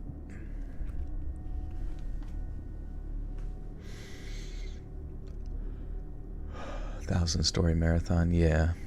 We're on story 4 of 1,000. I can only be glad to divine providence or whoever that nothing happened on the plane. But we arrived at the Fart Star Hotel. But we arrived at the 5-star hotel, and there was a mix-up with our rooms. This was an expensive resort, and I had investigated beforehand and reserved a no-smoking room with a fridge. We got to the room, and there was no fridge, and the walls had the most putrid smell. I'm especially sensitive to cigarette stench, and I just couldn't stand it.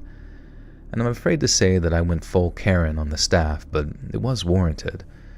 After a big commotion, we got upgraded to a suite, which was nice and had a great view. A pleasant Lysol odor, and a fridge.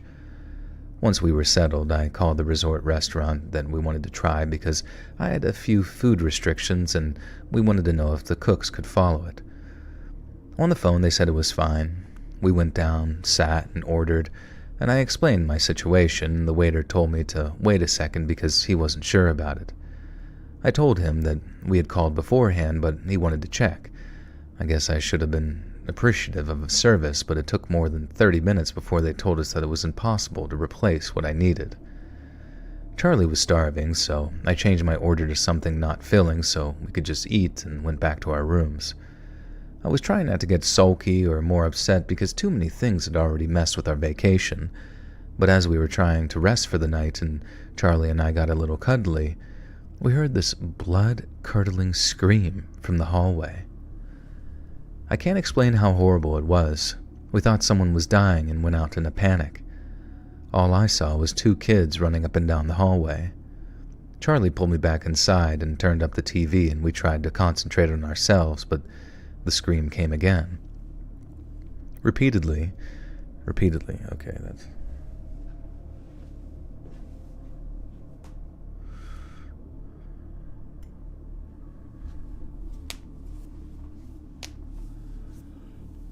The Farty Star Hotel. Oh.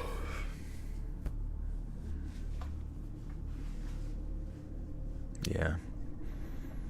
Dietary restrictions, stinky smoke. Everything's not perfect how I want it.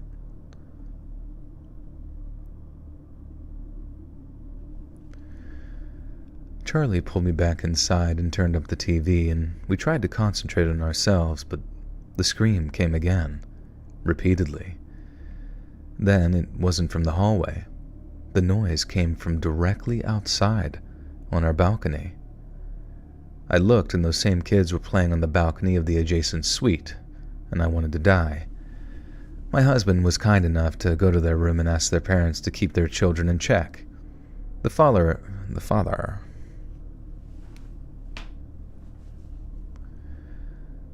apologized and agreed, but the craziness just kept going on for hours. I called downstairs, but no one came to tell them anything. I thought normal kids had bedtime, so I went to talk to them and face to face.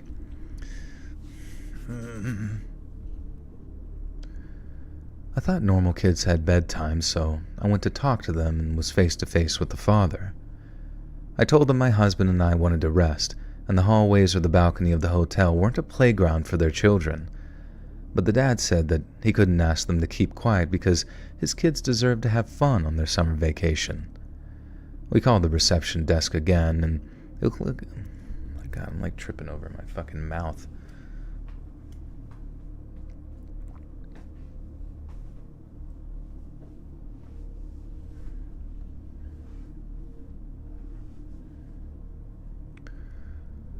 We called the reception again, and it looked like someone arrived to tell the children that they couldn't be roaming the halls. But they went inside, and the room shook from their loudness after that. The only explanation in my head was that they were jumping in bed and kicking the walls. I just couldn't sleep. And I was miserable, so Charlie took our bags and we left that resort. We found another one some time away and were, at last, finally in bed by 5 a.m. The next day my husband wanted to check out the hotel casino, but I booked a spa day. I get there, and the only masseuse working seems to have the worst cough. Wait, no fucking way. Don't tell me that this whole fucking story is going to be a series of, like, their inconveniences. Holy shit, please don't tell me that's what the story is about. I'm going to fucking lose my mind. Amanda Funk, welcome back for 10 months. I'm shocked it's been 10 months. Thanks to the content and live shows. You're welcome, Amanda. Like, if this is what, like, how do we... I'm gonna have to talk to whoever fucking picks this shit. How the fuck do we... I can't read to the end real quick. I have to read the whole thing.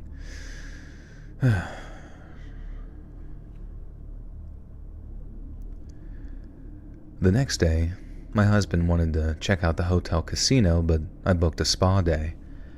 I get there, and the only masseuse working seems to have the worst cough.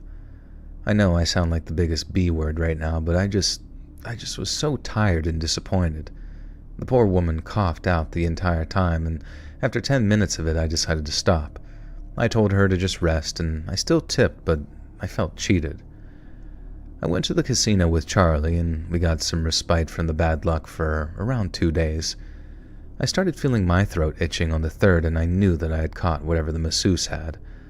I thought nothing of it and was glad that I had brought some cold medicine from home just in case. But no way. No way, dude. Oh, no. This is like towards the end of the story. This was the fucking story. What?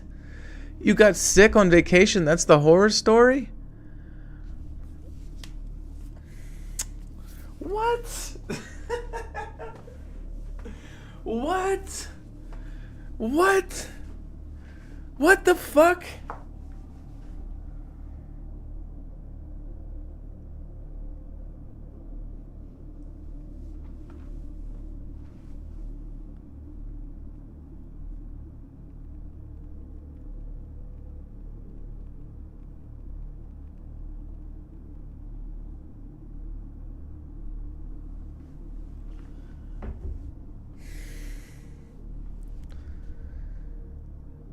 Celso Rundle with the 2 says, we listen every night for a year. Love from Houston. Thank you. Thank you for the 2. Appreciate you. I just don't... Oh my god, dude. Like, the last one, you know, it was like, alright, it's... You know, it's creepy being out there, and I can see why someone might think that that's creepy. I don't know why the fuck they stayed in the house, and like the thing that passed by their window or something. I don't know. Just make something scary up. I don't know how to make this scary. This is literally about someone getting COVID.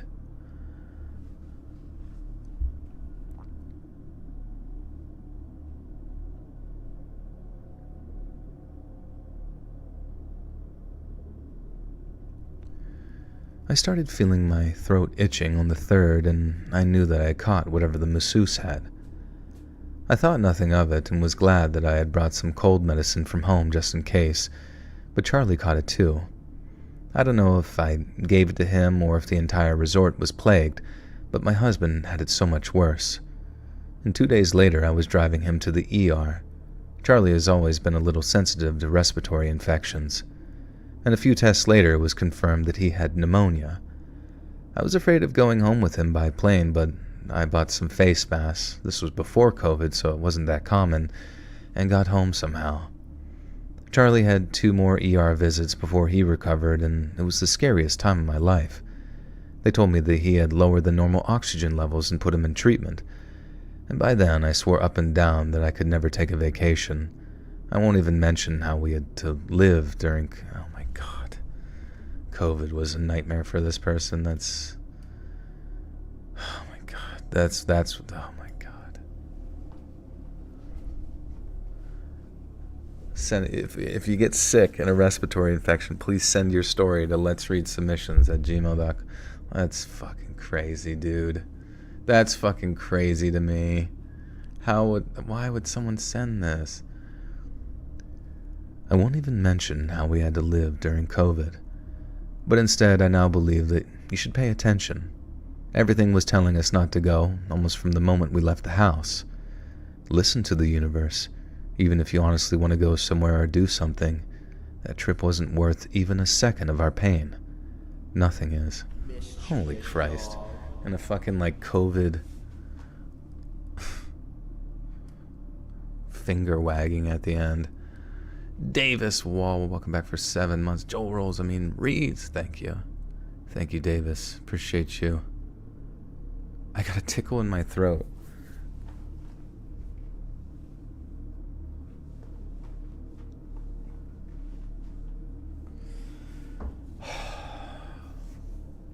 Fuck, dude.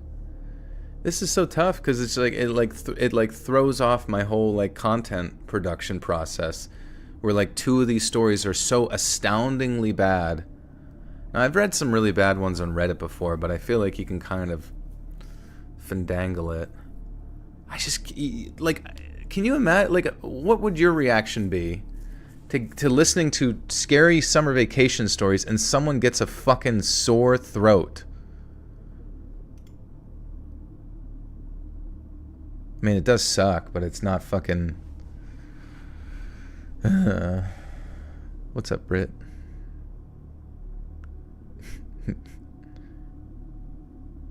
Yeah, I'm gonna lose subscribers.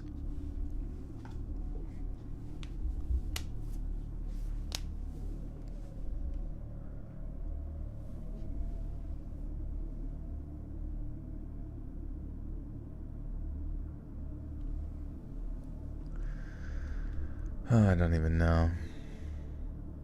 The uvula, back of your throat.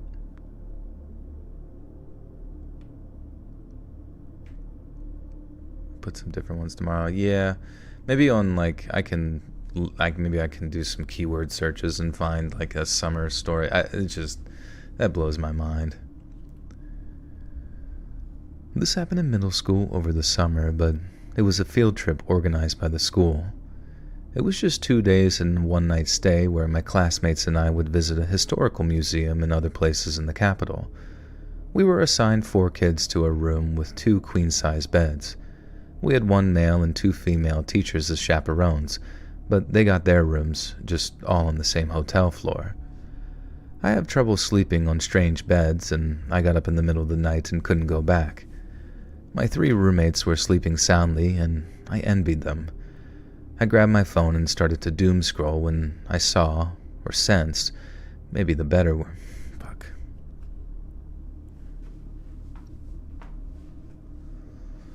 Fuck, dude. I'm like thinking, like, because I have another grouping of stuff, but like that was, oh my god. It's like not that big a deal, but it is kind of, because like I might have to just like scrap this shit and like wait until I can find like more summer stories for like another fucking video, because like each video needs to at least be like close to 45 minutes long, ish.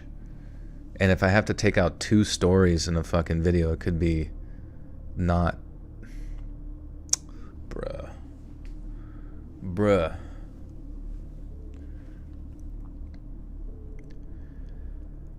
I grabbed my phone and started to doom scroll when I saw, or sensed, maybe the better word, something from the corner of my eye. The wall in the far corner was different. Have you ever... Oh. The wall in the far corner was different. Have you ever heard the story, well, I think it's a creepypasta, but it could just be an internet legend, of that guy who lived an entire life after an accident, had a wife and kids and a career, but he became obsessed with the perspective of a lamp, which is how he woke up, and the whole thing turned out to be a dream after an accident. The walls felt like that story. Now, to clarify what I'm talking about, I didn't see a shadow, a face, or a ghost. It was like the walls themselves were just off kilter, as if drawn by a child who doesn't understand point of view yet. I wondered if I was asleep or had dreamed of waking up and using my phone. I also thought that I probably was having eyesight issues and decided to tell my mom once I got back home. I fell asleep with my phone on my chest, and in the morning, the others were slowly waking up, and I stared at those walls again, and nothing seemed amiss. Everything was correct, so I knew that I had been dreaming, but I noticed something else. The other guys finished waking up and started arranging their things because we weren't coming back, but none of them would look at it.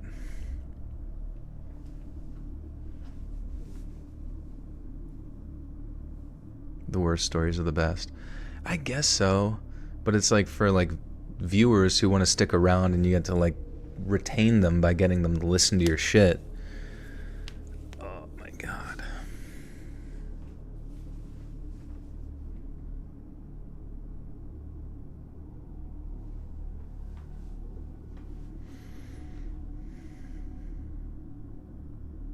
What up, Audrey?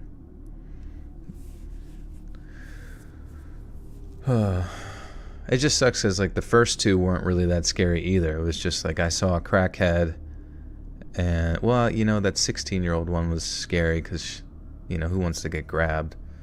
Not many. Not me, folks. Not me. Davis Wall with the tenses. I could listen to you read the phone book, Joel. It's got to be a New Orleans phone book from the 50s, though. Oh yeah. I don't even know. I was trying to think of like a voice and like the names in the book, and I can't even like picture that at all in my head. But Davis, thank you so much for the 10. Appreciate you. Yeah, what if all million subscribers unsubscribe except for 483 of you? It would be worth it.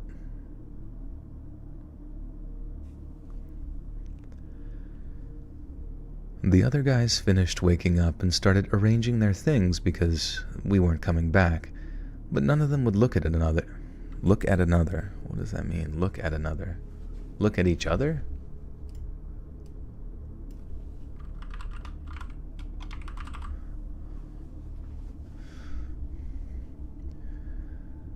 The other guys finished waking up and started arranging their things because we weren't coming back, but none of them would look at each other.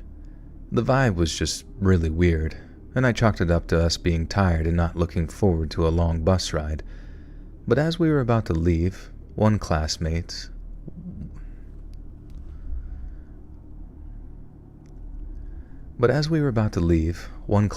named Sam wondered out loud, "Did you guys see that thing last night?" I asked what he was talking about just to make sure. He said the walls were off, and I started to nod very aggressively in agreement. The other guy said the same thing. We realized that we had all woken up, but the rest of the guys were just too scared to move. I was the only one who had reached for my phone and acted like nothing was wrong. We started speculating about what it could have been during the 2-day excursions. When we got to the bus to return home, we asked others if they had seen something, and no one had, just us. But we couldn't even put a name to whatever it was we saw or experienced. I started calling it a glitch in the Matrix, but the other guys never saw that franchise, so they didn't get it. I bet you feel old now, huh? That some kids don't even know what the Matrix is. When some girls showed some interest, my classmates changed the whole story, and they told them that we had seen the shadow of a man who had been burned against the walls, just to make it more spooky for everyone involved. I didn't participate in that because what happened seemed like so much more than paranormal fake stuff. All 4 of us were up and had seen it, or we all dreamt it at the same time, and I had never heard about people dreaming like that. But what could it have been?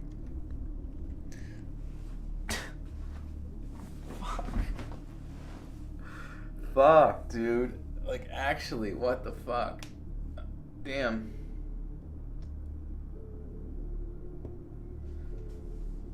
These are so bad.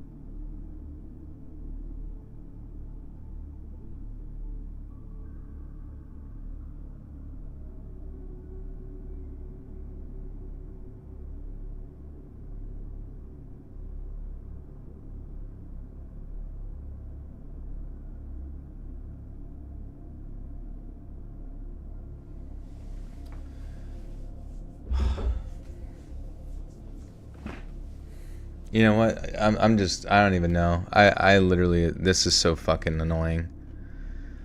This is so fucking annoying, dude.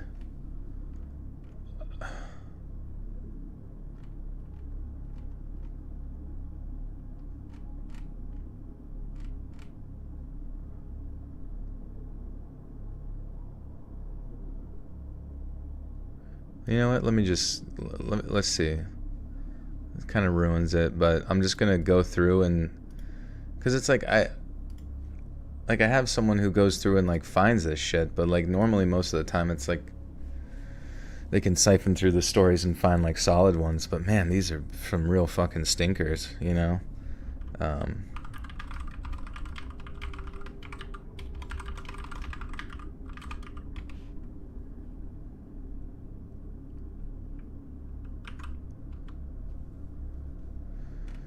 Okay, let's see. Here's this next one. Well, tell me if it's scary. Wait, what? Dude, ChatGPT is fucking dog shit, bro. Like, I don't even know why it like gets worse. AI is like getting worse. Anybody notice AI is like actually getting worse? Summarize this story in one paragraph. Okay. Stop using AI. Well, I'm using it to fucking summarize. 13-year-old excited for her first summer camp finds herself amidst eerie tales and strange occurrences. As campfire stories unfold, the head counselor's chilling narrative of a man perceiving others as monsters haunts her. Later that night, she witnesses the counselor prowling around the cabin, sparking uncertainty and fear. Uncertain if it was a reality or a dream, she grapples with the possibility of a cautionary prank or a surreal encounter, leaving her questioning the thin line between imagination and trust in the midst of a summer camp adventure filled with both excitement and unease. I don't even know what to make of that. I don't even know what to make of that. What does that even mean? She spots, later that night, she witnesses the counselor prowling around their cabin.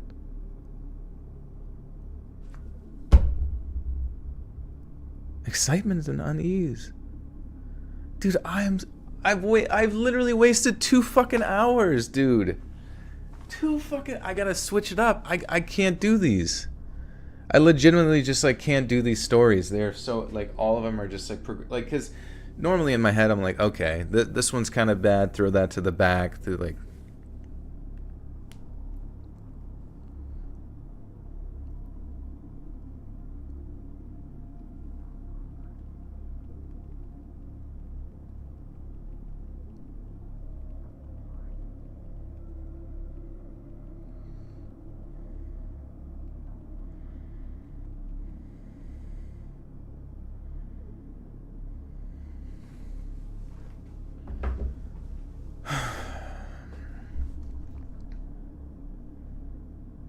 It's so stupid. 2 fucking hours, and this is like I should have like gone over what these like I should have had them like outline it first or some shit. That's so stupid. Normally I never had to do that before. I've never had like this. Like you get them the bad ones on like the Reddit or whatever because I'm like just selecting them at random. But the fact that like these, oh my god, that makes me so frustrated. Let's see what the next one is. Just out of curiosity, like, do these just get like progressively less scary? Nah, I've got all the time in the world to just fuck about.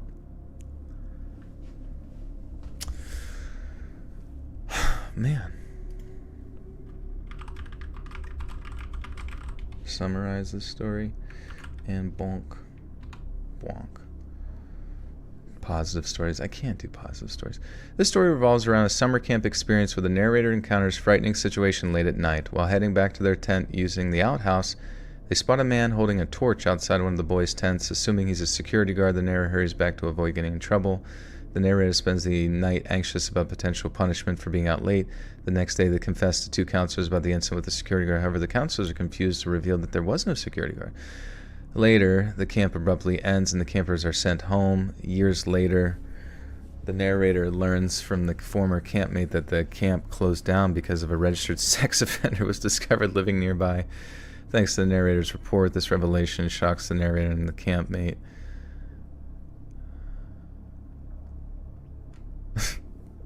You know, at least we get one sex offender story. Thank God. Oh no, dude, I don't know what to do.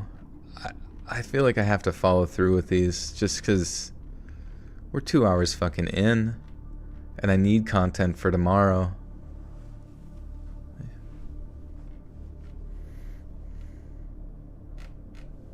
Yeah, whatever.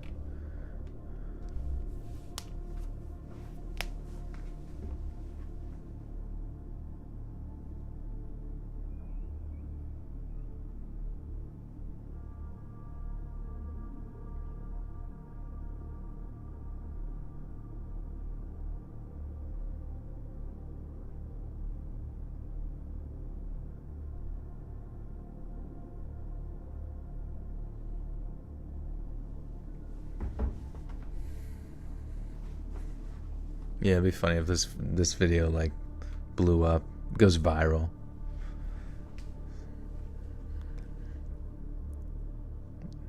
I can't just add a skinwalker. I don't even know. I don't even know how to do that. Also, there was a skinwalker in the story.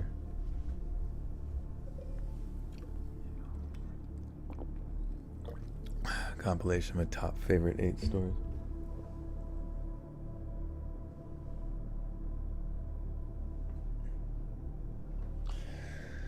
Oh, bollocks.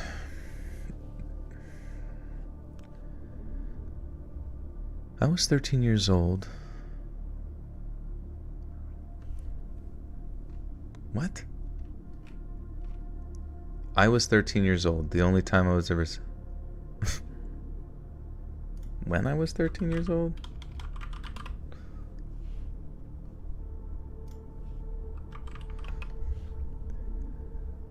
When I was 13 years old, it was the only time that I was ever sent to summer camp. All my friends from school went constantly, but the camp they frequented was too expensive for my parents. They managed to find a cheaper one that only lasted 1 week, and I got excited about the idea, even though it wouldn't be my friend's summer camp. I thought about the stories that I could tell them once the new school year started, and it was tons of fun. The campsite was near a lake, so we had several water activities. I got close to my cabin buddies, and we were planning on pranking the boys. But we never got to that part because I ended up scaring them later.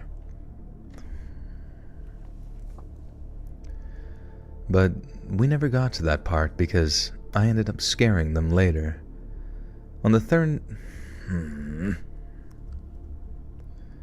the third night of our stay, our head counselor took us all... Big sissy stories, yeah, I fucking... Dog man encounters people love cryptids, we listen regardless. Yeah, I need to get back to doing like cryptids from 4chan, because even the fucking ridiculous shit where like those stone people killed a homeless guy, like at least that's interesting, where you're like, it's totally unbelievable, but you're like, that's fucking awesome. They shoved his body into a tree nook for no reason. Oh shit, bro. What the fuck is going on? Guess what? What's up? Catching a cold is not a horror story. Yeah, just like, what? How could that, like... I can only imagine how terrified that person was during like the COVID era to like know what the channel is, have a desire to send a story in, and think that their sickness is somehow warranting like a terrifying tale compared to like a fucking true crime. Oh, it's just I don't even know.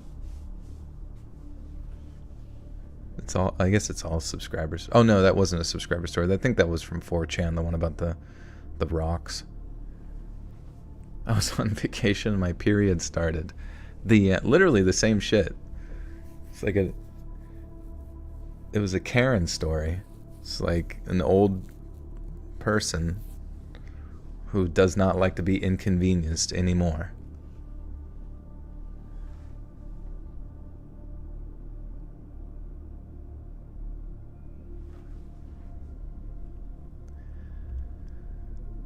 On the third night of our stay, our head counselor took all of us out, far past our curfew, to sit around a campfire. We roasted marshmallows, the works. But then he asked if anyone knew a scary story. Almost all the boys lifted their hands, wanting to tell theirs first. The counselors pointed at each other, and they began, one by... The counselors pointed at... Oh. Dude, my brain, I don't even know. I don't even feel like I'm foggy, but I'm not putting 2 and 2 together here. The counselor pointed at each. I wish there was a way to, like, I don't know,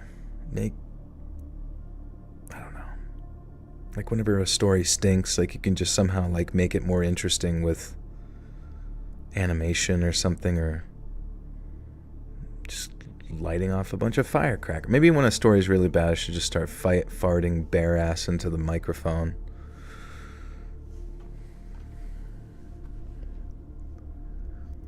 The counselor pointed at each of them, and they began one by one. One boy told a story about a bear who sneaked into a cabin one night and snatched a kid away. Another had a tale about an old woman who was the founder of a campsite and had been killed by evil campgoers as revenge for punishing them. That one was pretty intense. But it was the head counselor's story that got stuck in my mind. It was about a man who lived far away from the city, cut off from everybody because his instincts told him that every other person was a monster. He couldn't see people normally like the rest of us. He saw them as dangerous creatures who were out to get him. The only way to save himself was to take an axe and cut off each of the monster's limbs and run away. Someone asked the head counselor if the man saw kids as monsters too, and of course he said yes. Others asked more questions like where was his house or if the guy had a disease in his eyes or something. The head counselor didn't have any answer.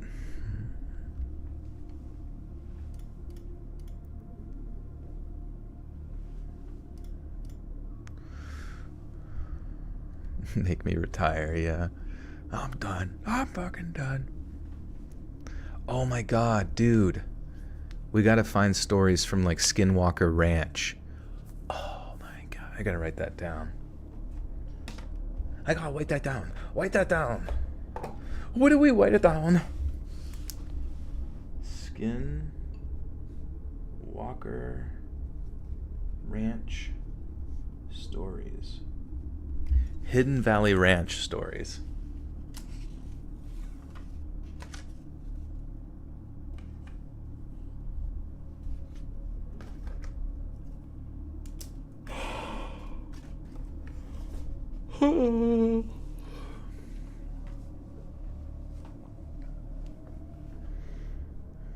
What?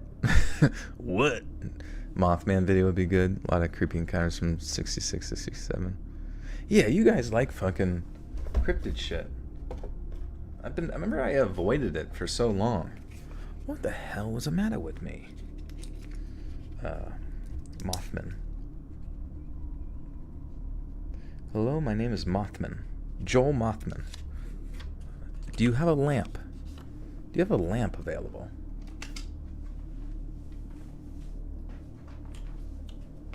Hidden Valley Ram Ranch, where they use ranch dressing as lube.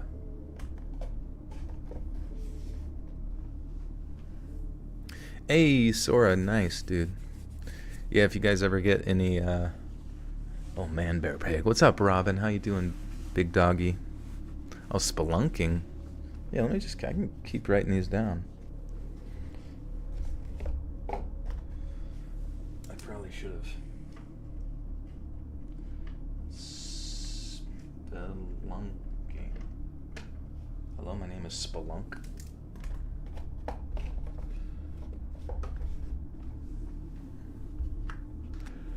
Definitely worth looking into. Eric Andre show? Yeah, that shit's funny as hell. Funny as hell.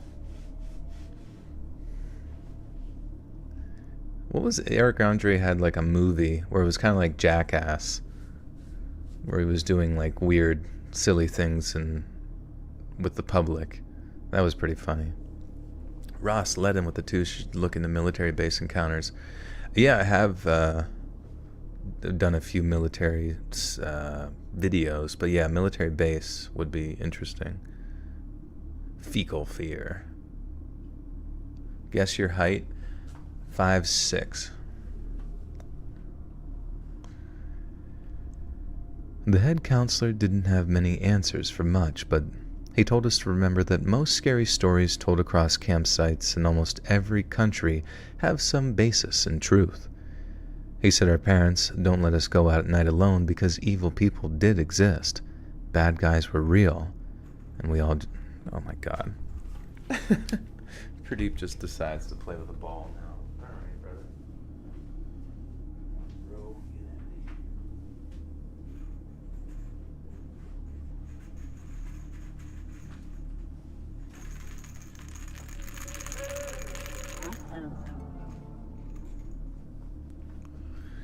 I'm so mad, dude.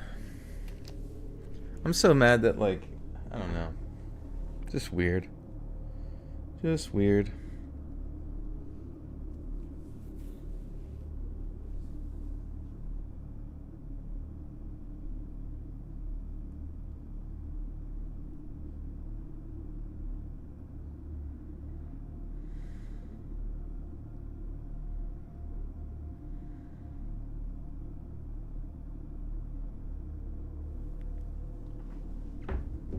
Obama.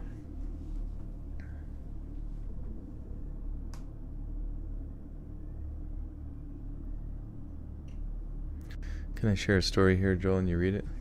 You can submit one, either on the Reddit or email. Soda! Dude, there's so many fucking funny Joe Biden moments.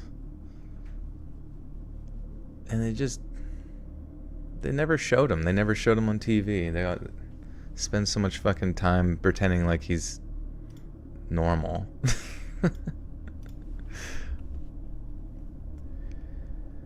The head counselor didn't have many answers for much, but he told us to remember that most scary stories told across campsites in almost every country have some basis in truth. He said our parents don't let us go out at night alone because evil people did exist. Bad guys were real, and we all just were encapsulated. And we were all just captivated by what he said. I believe he said those things because the boys... Dude, oh my god. I believe he said those things because the boys had been sneaking out past curfew and getting into trouble in the woods, so he must have organized this little campfire experience to teach us a lesson in a way that we would listen. I thought it was a good idea. I wasn't the kind to go out into the woods anyways, but we had been hoping to prank the boys past bedtime. When we returned, I talked to my cabin girls and we decided not to do anything because we didn't want anyone to call our parents and ruin our camp time. And then we all just went to sleep. Too tired because it was much later than our usual sleep time, but one time later... What? But sometime later, I remember waking up. I heard a noise outside. Now this campsite had woods, although they weren't so dense, but it was still possible for wildlife to be out there and hurt you.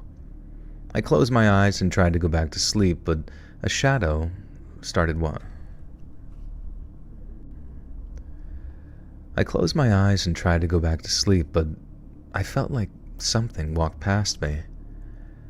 I opened my eyes again and lifted my torso a bit to see the head counselor walking past our windows outside.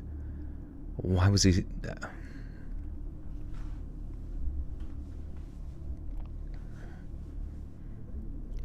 Why was he outside still? And now this part is the strangest. I don't know if I dreamt it, but I remember the head counselor coming into our cabin, meaning opening the door and flashing his light inside. The brightness didn't pass through me. He must have not seen me awake, but I noticed that he was holding something large, like a stick, in his other hand. I saw his face despite the darkness, and his eyes were huge, like he was looking for something urgently. I didn't find whatever... Dude, it's so weird. My brain is fucking fried for no reason. He didn't find whatever it was because he turned, closed the door silently, and left. I don't know what he was doing or if it happened.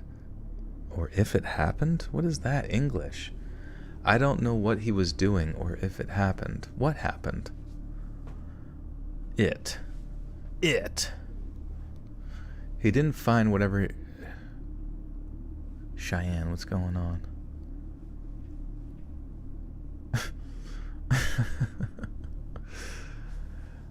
Content that I like, or YouTubers that I really like, I put them on when I go to bed. It plays when I'm not watching it. I appreciate that. Oh, I would like to eat a lot of food right now.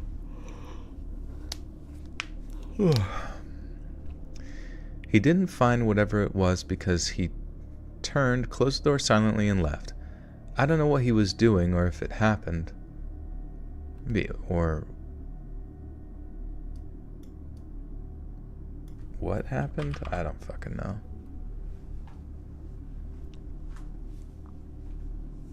I'm about to start tweaking.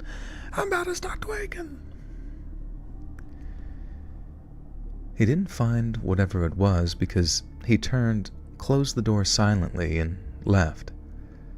I don't know what he was doing or what happened. And the next day, the other girls had no idea what I was talking about. They were all dead asleep after the fire. I asked some boys if they had seen the counselor roaming about their cabin, but no one had seen him. So in my mind, I came up with two theories. Either the head counselor was playing an elaborate prank after telling us the story of the Axeman at the campfire, like a warning for the campers who love sneaking out into the trees, or I was dreaming because he told us that story. If it was a prank, though, it failed because everyone was asleep. But the image of him coming into our cabin is so vivid that I still have a hard time believing that it was a dream. Oh, wait. Oh, that's the dumb one about intrigue or whatever. Hey, Lauren NASCAR, welcome back to the Butter Sock Cult. You now have access to bonus content.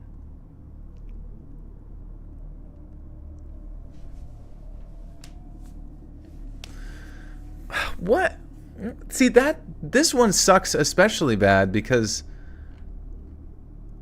nothing even happened at all. Like 100%. Like he was like looking around like, what was he holding? Like a big dildo? Who's someone there?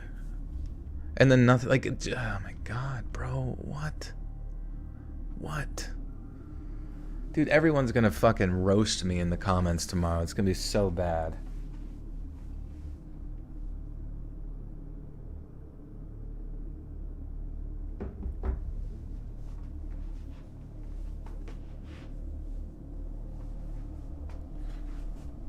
It's crazy. It's crazy we couldn't even fucking find like a few, you know what I mean? Like I'm gonna have to like organize these exactly perfectly, like stacking like a fucking Jenga tower.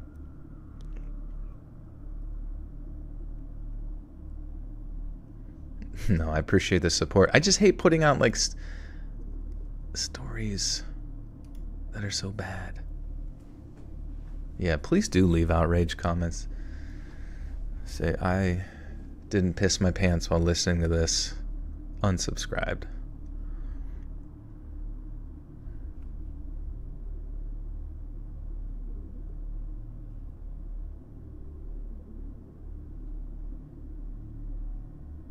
Worst stories I've ever read. The fact that they're so consistently unexciting is, I guess not, I don't know. I guess we get a lot of these, but I don't know. I went to a summer camp where everyone slept in these huge tents. Around 10 children fit into one. We had beds, but we wrapped ourselves in sleeping bags on top of the mattresses. There was only one building on the entire grounds, and it served as a counselor headquarters, a recreation area, and dining hall, etc. Even the toilets were outhouses. What? Even the toilets were outhouses? Oh my god, around 10 children fit into one. We had beds, but wrapped ourselves in sleeping bags on top of the mattresses. There was only one building on the entire grounds, and it served... Even the toilets were outhouses. I feel like, isn't that like redundant? Let's read eats butts. This is true. To the point that I got hepatitis. I eat so much ass I get sick. Even the toilets were outhouses, although they were much cleaner than the porta-potties I've had to use at concerts. One night I woke up because I had to pee. It was pretty dark and scary, so I hurried out, did my messiness, and was on my way when I stopped. I saw a man holding a torch, a literal torch from movies with fire and everything. He opened the flap of one of the boys' tents and shined that light inside. I thought that he must be the security guard at the campsite, and I didn't want to get in trouble, so I walked briskly away. My feet stepped on a branch, however... Of course, feet stepped on a branch. My feet stepped on a big squishy pile of slime. Braulio Estevez with the two Southern Cannibal, it said, "You sweet and not gorilla." I appreciate that. I don't know what that means, but it sounds nice of him. Let's read sweet, not gorilla.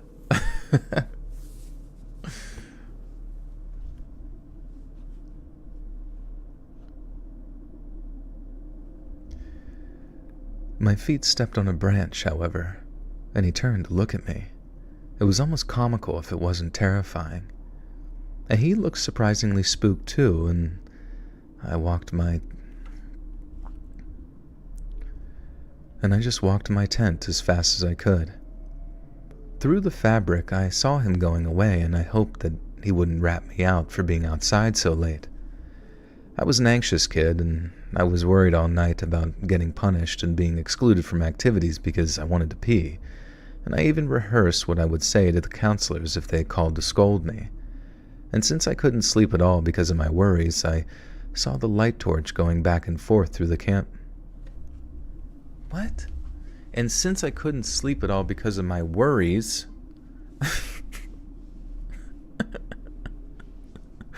I saw the light torch going back and forth through the campsite. Is that related at all? It's like a comma.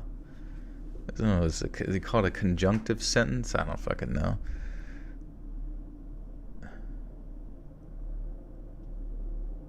I'm just confused with. And since I couldn't sleep.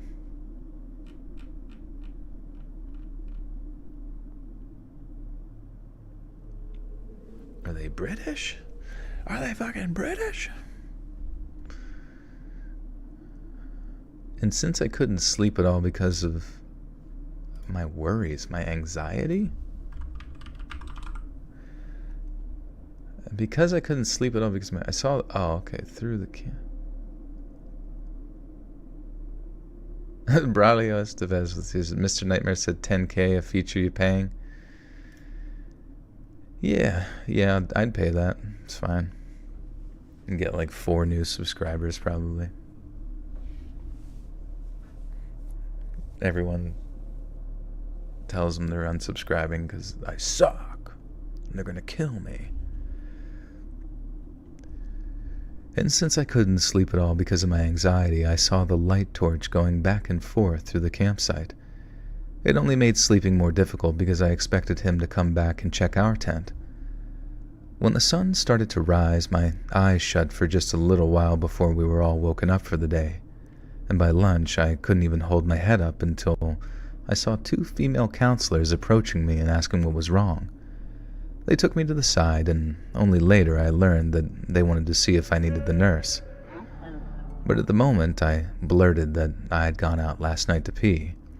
I had seen the camp security guard with his fire torch, and I was worried that I would get in trouble with everyone here because he saw me. I also told them that I had seen the guard doing their rounds all over the site, and I hoped that he wouldn't check on the girls' tent going forward because he would wake me up easily and it was hard for me to fall asleep again. I said all of this very quickly, and I said all of this hoping that they'd listen because I didn't want to repeat myself. I was breathing hard as I... What the fuck? I was breathing hard as I opened one eye and sneaked a look at their... Mr. Nightmare submitted these stories. Yeah, probably. Mr. Nightmare, low-key Hollywood. Yeah, he's too good for us, bro. What the fuck? Remember on your 30K video saying, you think this guy is only buying subs or lose subs due to a bad video? Wait, what is it? Remember on your 30K video, my 30K video, what's that? Saying you think this guy is only buying subs or lose subscribers due to a bad video. I don't know what you're talking about. Braulio Estevez with the 2 says, do 5 true Jeff the Killer encounters. He's out there. I know he is, and I'm just waiting for him to slip up and me be sent 5 stories from him.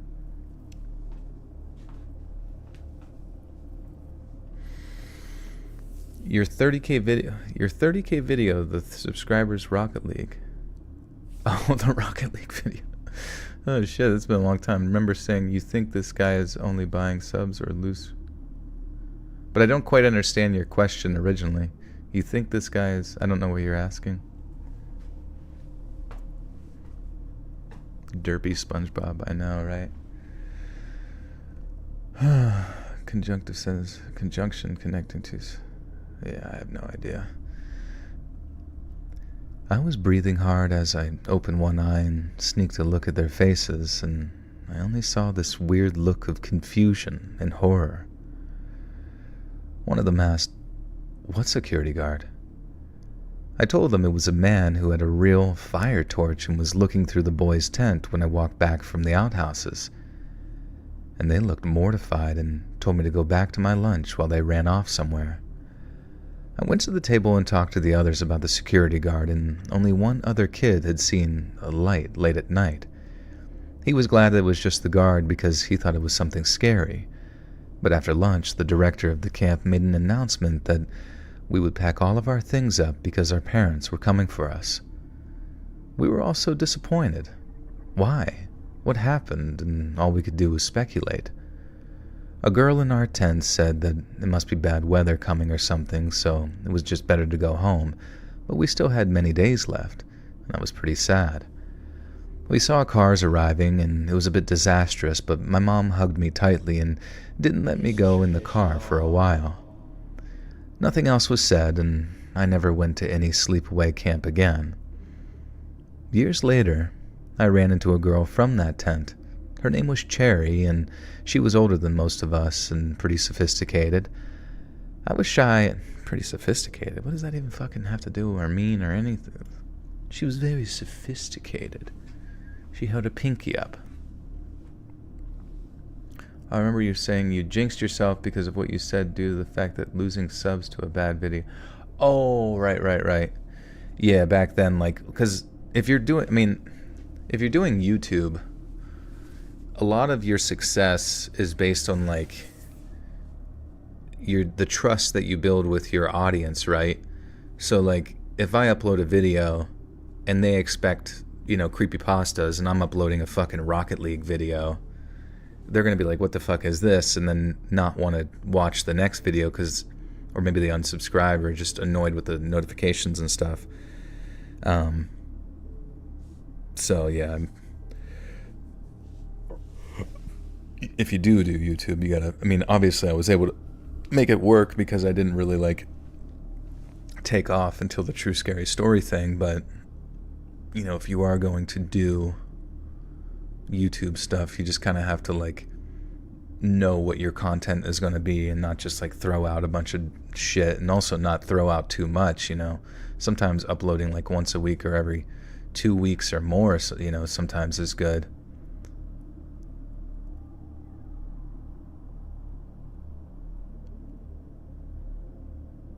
What year did I start YouTube? I started in 2014, believe it or not, almost 10 years ago now. You get a birthday and an anniversary reward for Taco Bell today? Hell yeah, dude. You're going to have all sorts of diarrhea. Her name was Cherry, and she was older than most of us. I was shy and didn't talk to her much that summer, but she remembered me. And we reminisced a little about that summer camp, and I wish I'd gone to others.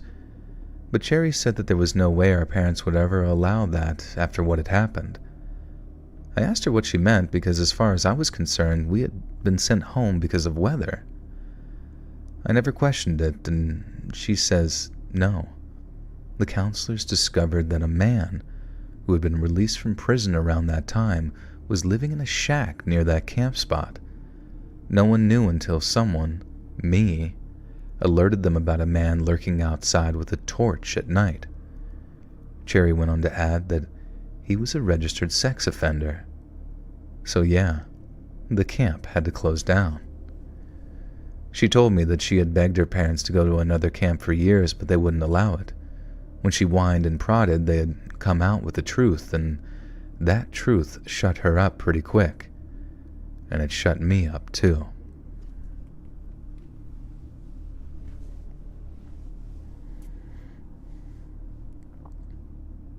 I've been listening for 8 years now. My kid was so small. That's crazy, yeah. That is wild. I don't know. Time freaking flies, dude. I'm invited to your birthday party this summer. Let's party. Alright. Thank you. I'm gonna be inside the cake. Explode outwards.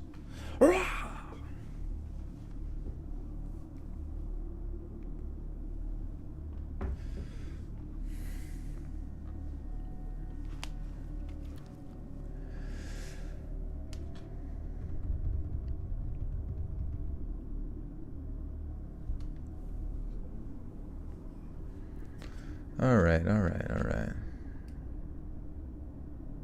Fuck.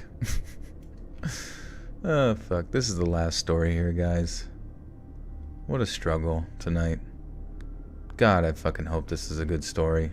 Because if we have at least like 4 solid ones to start out with, that COVID one won't even be remembered. Did I do squats today? No, today was rest day. Did squats, yeah, Tuesday? Yeah, Tuesday. Been listening to your videos since 8th grade, now a sophomore in college. That's crazy. Crazy, crazy. Because it's just like a completely different person, you know what I mean? From 8th grade to college. Like you look back on 8th grade and it's like distant memories, you know? Alright, I'll be right back.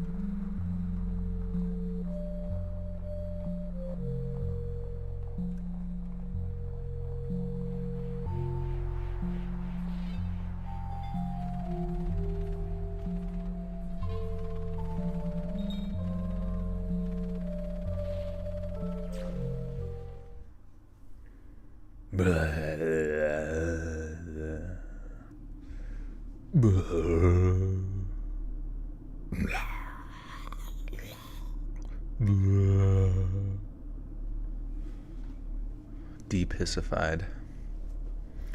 Alright, Lord, please, God, give us a good story. Change it miraculously before I even read it and make it good. You are the author of all history. Please make this part scary.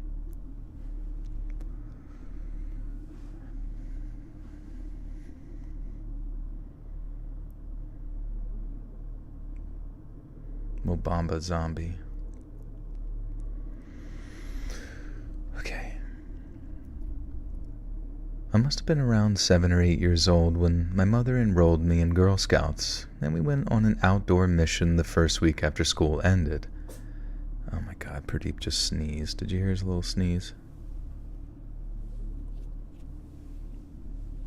Where's he even at? Just doing ghost sneezes.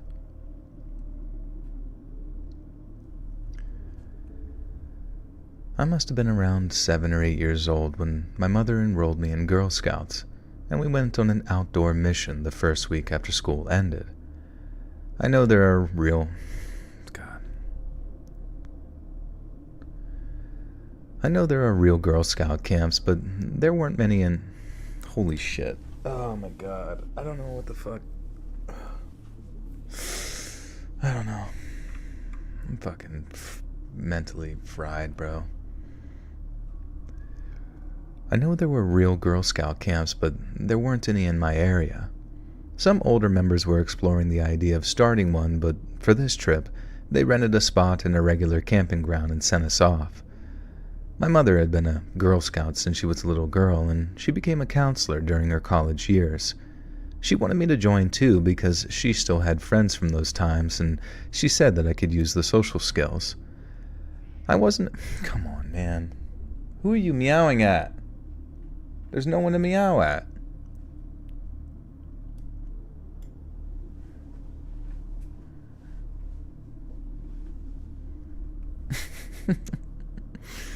It's so ridiculous.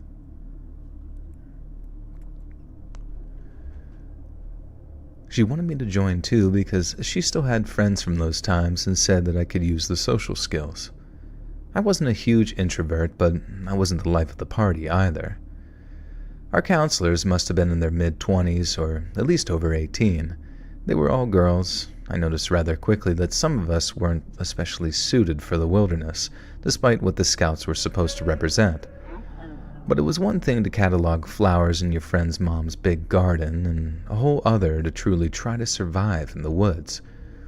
We were around 30 little girls being managed by 3 18 to 20-year-olds. I understood faster than others that our counselors weren't as dedicated to the task as the people who were normally in charge. During the school year, my first as a scout, we had an older woman as a troop leader. I'll call her Mrs. Evans. She was essentially training the younger ones who became our counselors but didn't come with us on that excursion, and my peers started to notice the indifference of our counselors soon enough. And one of those girls was Tana. She was a natural leader, even at 8 years old. Some people just have it, and it wasn't because she was popular. She was organized and could take charge. I'm sure that attitude has served her well wherever she is now, but that summer trip could have messed us all up. That sounded weird. Like, you don't start a fucking sentence with the word but, right?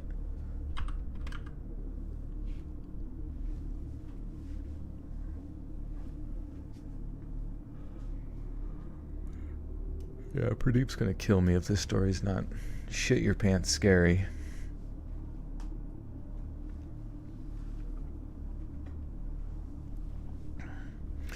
I'm terrified, Joel. I have state for band next week. I'm terrified. What are you terrified of? That if you make one fucking wrong move as lead singer, your whole band will eat you alive. Just don't be scared. Easy as that. Just pretend you're 80 years old and none of it fucking matters, you know? But still try your best. But just be like, well, I think that'd be way funnier to die remembering that memory when I screwed up than doing it right. My God, Pradeep's like prancing around and shit.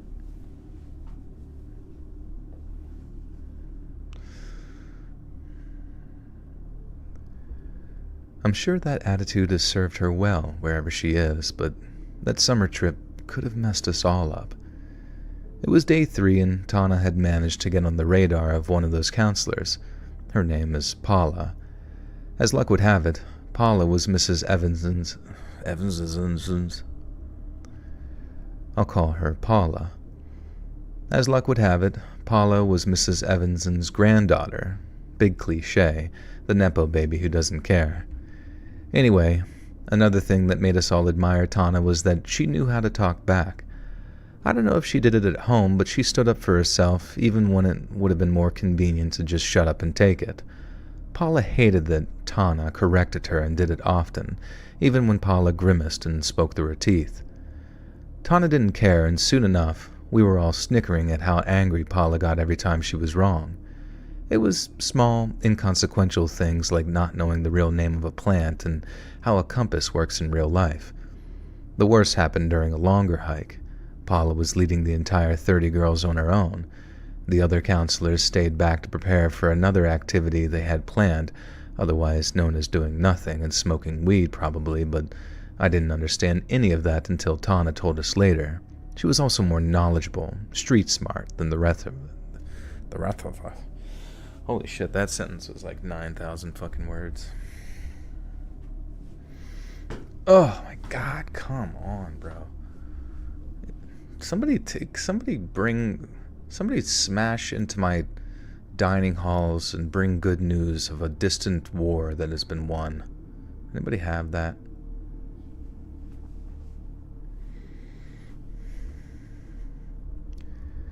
The other counselors stayed back to prepare for another activity they had planned, otherwise known as doing nothing and smoking weed, but I didn't understand any of that until Tana told us later. She was also more knowledgeable, street smart than the rest of us. Anyway, about an hour into the hike, we were fully lost. Paula had a map in her hands, but she turned it in her hands many times, and she got her phone out, but there wasn't enough data to get Google Maps working. Some of the girls raised their hands with...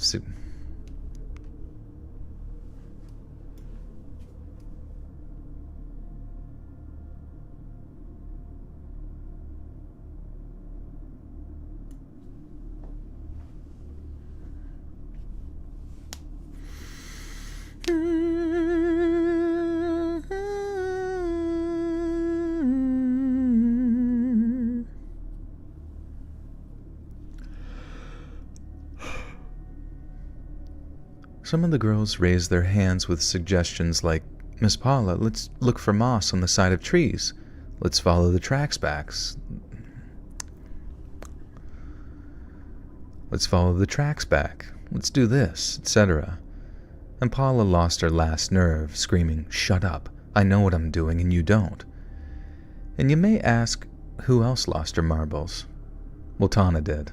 She laughed, loud and echoing through the trees, and she said things like, "You have no idea what you're doing. I can't believe you're even related to Mrs. Evans." I think Paula was 2 seconds away from slapping the mouth out of Tana, but that little 8-year-old took the map out of her hands, told us to follow her, and walked. And we followed. As we walked, Tana explained how to find clues in the forest, actual very important things that we should know to try and survive in the wilderness. And we were back in the camp in no time. We all cheered, clapped, and hugged Tana, saying that she was the best, that she should be a counselor. Paula heard it all as she stomped past us and beyond to the other counselors. One of them told us to rest and get ready because we had other stuff to do that day, but we had barely changed and chatted a little before Paula called Tana out. I knew it was going. God damn it.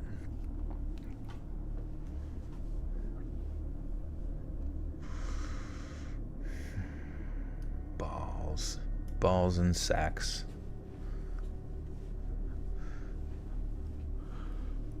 Balls in a sack.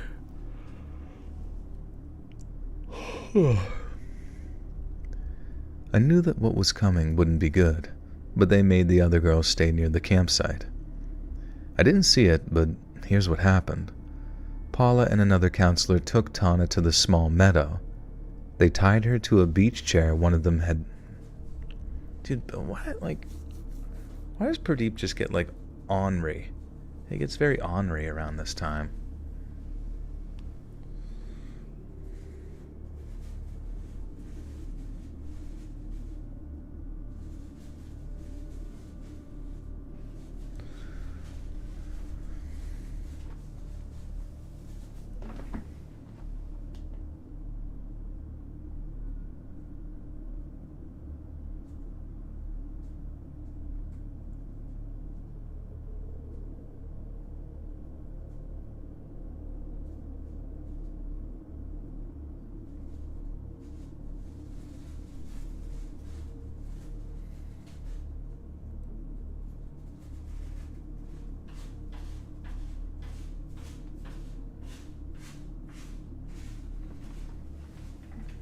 Can you hear him fucking scratching around there?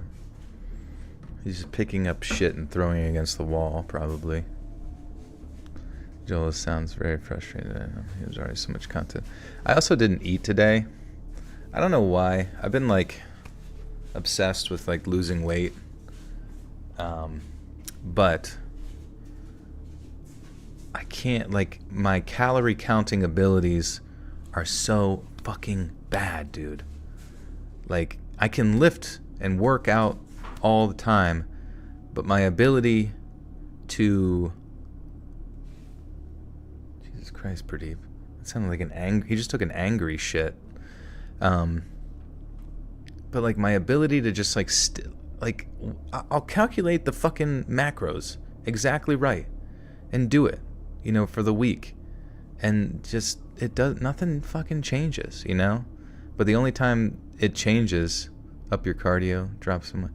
Yeah, definitely probably that, I guess, a little bit, but it's just the time, you know what I mean? You it's like you're there lifting for like hours, and then it's like, oh, you gotta do fucking an hour of cardio too. It's just like so much fucking time spent in the gym. And just eventually want to fucking get the fuck out of there.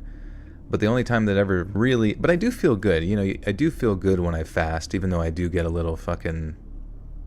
you know, cloudy, I guess. But sometimes it's like you feel more clear. I don't even know. Caffeine and nicotine is definitely a lot stronger when you're fasted. I don't know, dude. Time it changes for me when I don't eat and only drink water, but it destroys my body. It destroys your body in the sense that you like feel like unprepared to fight a bear. Protein gives serotonin, which helps concentration. Eat them eggs after a gym sesh. I shall try that. Yeah, I don't know. I need to... I don't know. It's just like, it's fucking hard. You try to do it, and I'm like, well, what if I felt good when I did it on Sunday. What if I also did it on Wednesdays too? Line it up with my stream days. Probably not the greatest idea.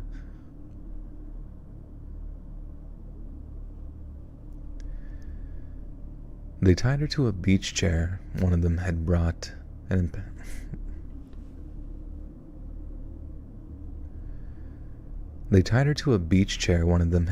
and impaled onto the ground, and they proceeded to slap Tana's face until their hands hurt and left her there for hours. They returned, told us Tana had a special task for the group and would join us for some time. Join us for some time?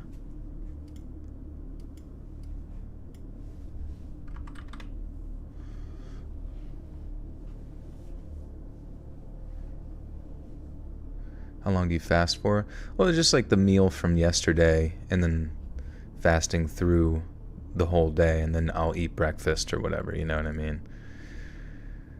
When I wake up. And, I don't know.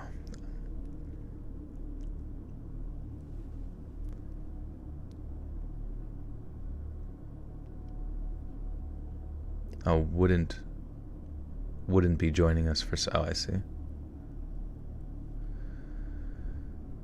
They proceeded to slap Tana's face until their hands hurt and left her there for hours.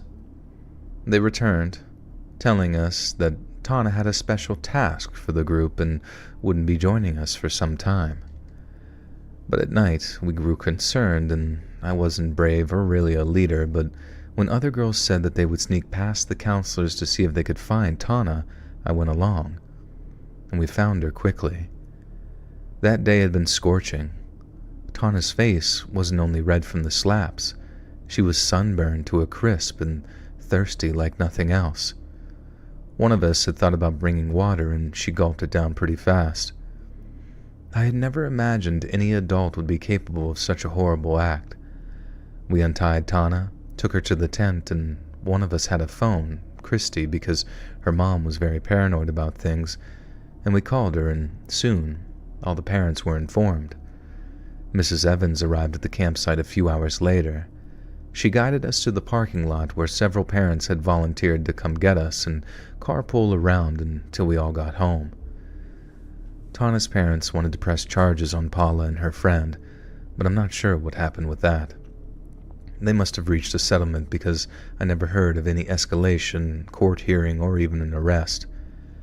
Mrs. Evans had to quit Girl Scouts, sadly. I felt bad for her because she was an awesome woman, but her granddaughter had been involved. There was no coming back from that. And meanwhile, I also begged my mother to quit. She allows it because what happened was just too horrible for words. And after that, she let me develop my social skills however I wanted, and rest assured that group activities were never my thing again. Tana Mongoose. Who the hell's that?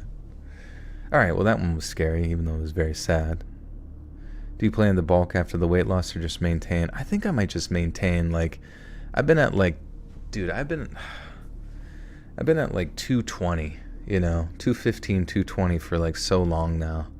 And it's just like I got down to like 200 and then it like went right back up again. And it's not terrible, you know what I mean, overall, but I kind of just like miss being my 185 self. I felt like everything just felt a lot more like efficient, I guess. I don't know.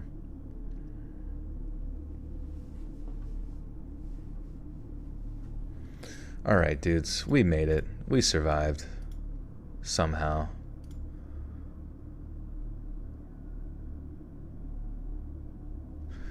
You're overweight for your height and age. Well, that's why you gotta get into lifting and just get on the pro, you know what I mean? Get into maybe play like a sport or something like that. It's like, when you're younger, like your body's just like, everybody's bodies when you're younger in like high school and college is just like gearing up for a fucking glow up, you know what I mean? But the thing with glow ups is that you just like need to make it happen yourself. But that's why I think sports is so good for younger people, because it just sort of forces you into like a regimented group setting where you're getting exercise, but it's not really like self-motivated, but you're like very group motivated to like keep trying hard because everyone around you is trying hard, and it's like competitive and all that kind of shit. Fear the sniffles. The coof strikes again. Alright, let's read this outros.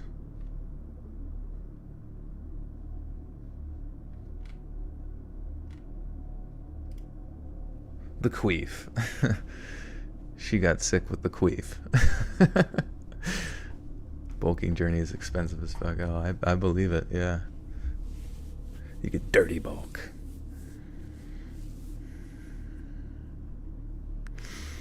Alright.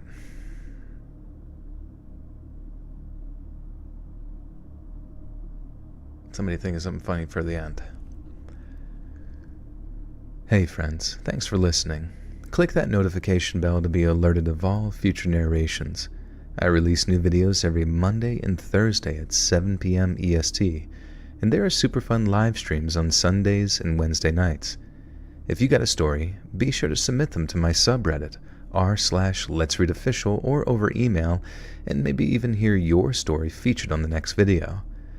And if you want to support me even more, grab early access to all future narrations and bonus content over on Patreon, or click that big join button to hear about the extra perks for members of the channel. And check out the Let's Read podcast, where you can hear all of these stories and big compilations located anywhere you listen to podcasts. All links in the description below. Thanks so much, friends. And remember...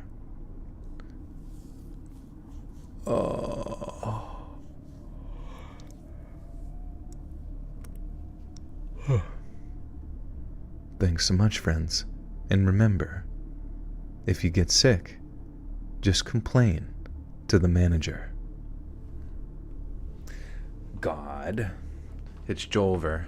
It's all Jolver. Guys, thanks for bearing with me on that. I'm glad that I didn't... I think we found some good ones in there. Some diamonds in the rough that we can make work. So fear not. We will have some spookies out for you tomorrow. Same time, same place. Oh, dude, I think I forgot to post the last one to Patreon. Oh, shit. Oh, bollocks. Will there ever be an end to my suffering? But that's okay. I'll get this one up on Patreon because it's only $1 a month over there for early access to all new audio. And I will be back streaming probably on Sunday, I think. But otherwise, new video will be out tonight, same time, same place, 7 p.m. EST. Stay tuned for that. Gonna be a good one. There's a new podcast up now. If you follow the Let's Read podcast, we can hear all of these stories, spooky big stories and big compilations. Remastered audio sounds amazing by my awesome sound designer Inect. He's killing it. And yeah, otherwise I will be back streaming Sunday. Follow me on Twitter at Let's Read or Instagram at letsread.official to be kept up to date when I go live. And yeah, if you guys get merch or anything, be sure to tag me in it on social media so I can share it. I love doing that. It's been great. Thank you guys so much for the support and love tonight. You're amazing. And I will see you again soon.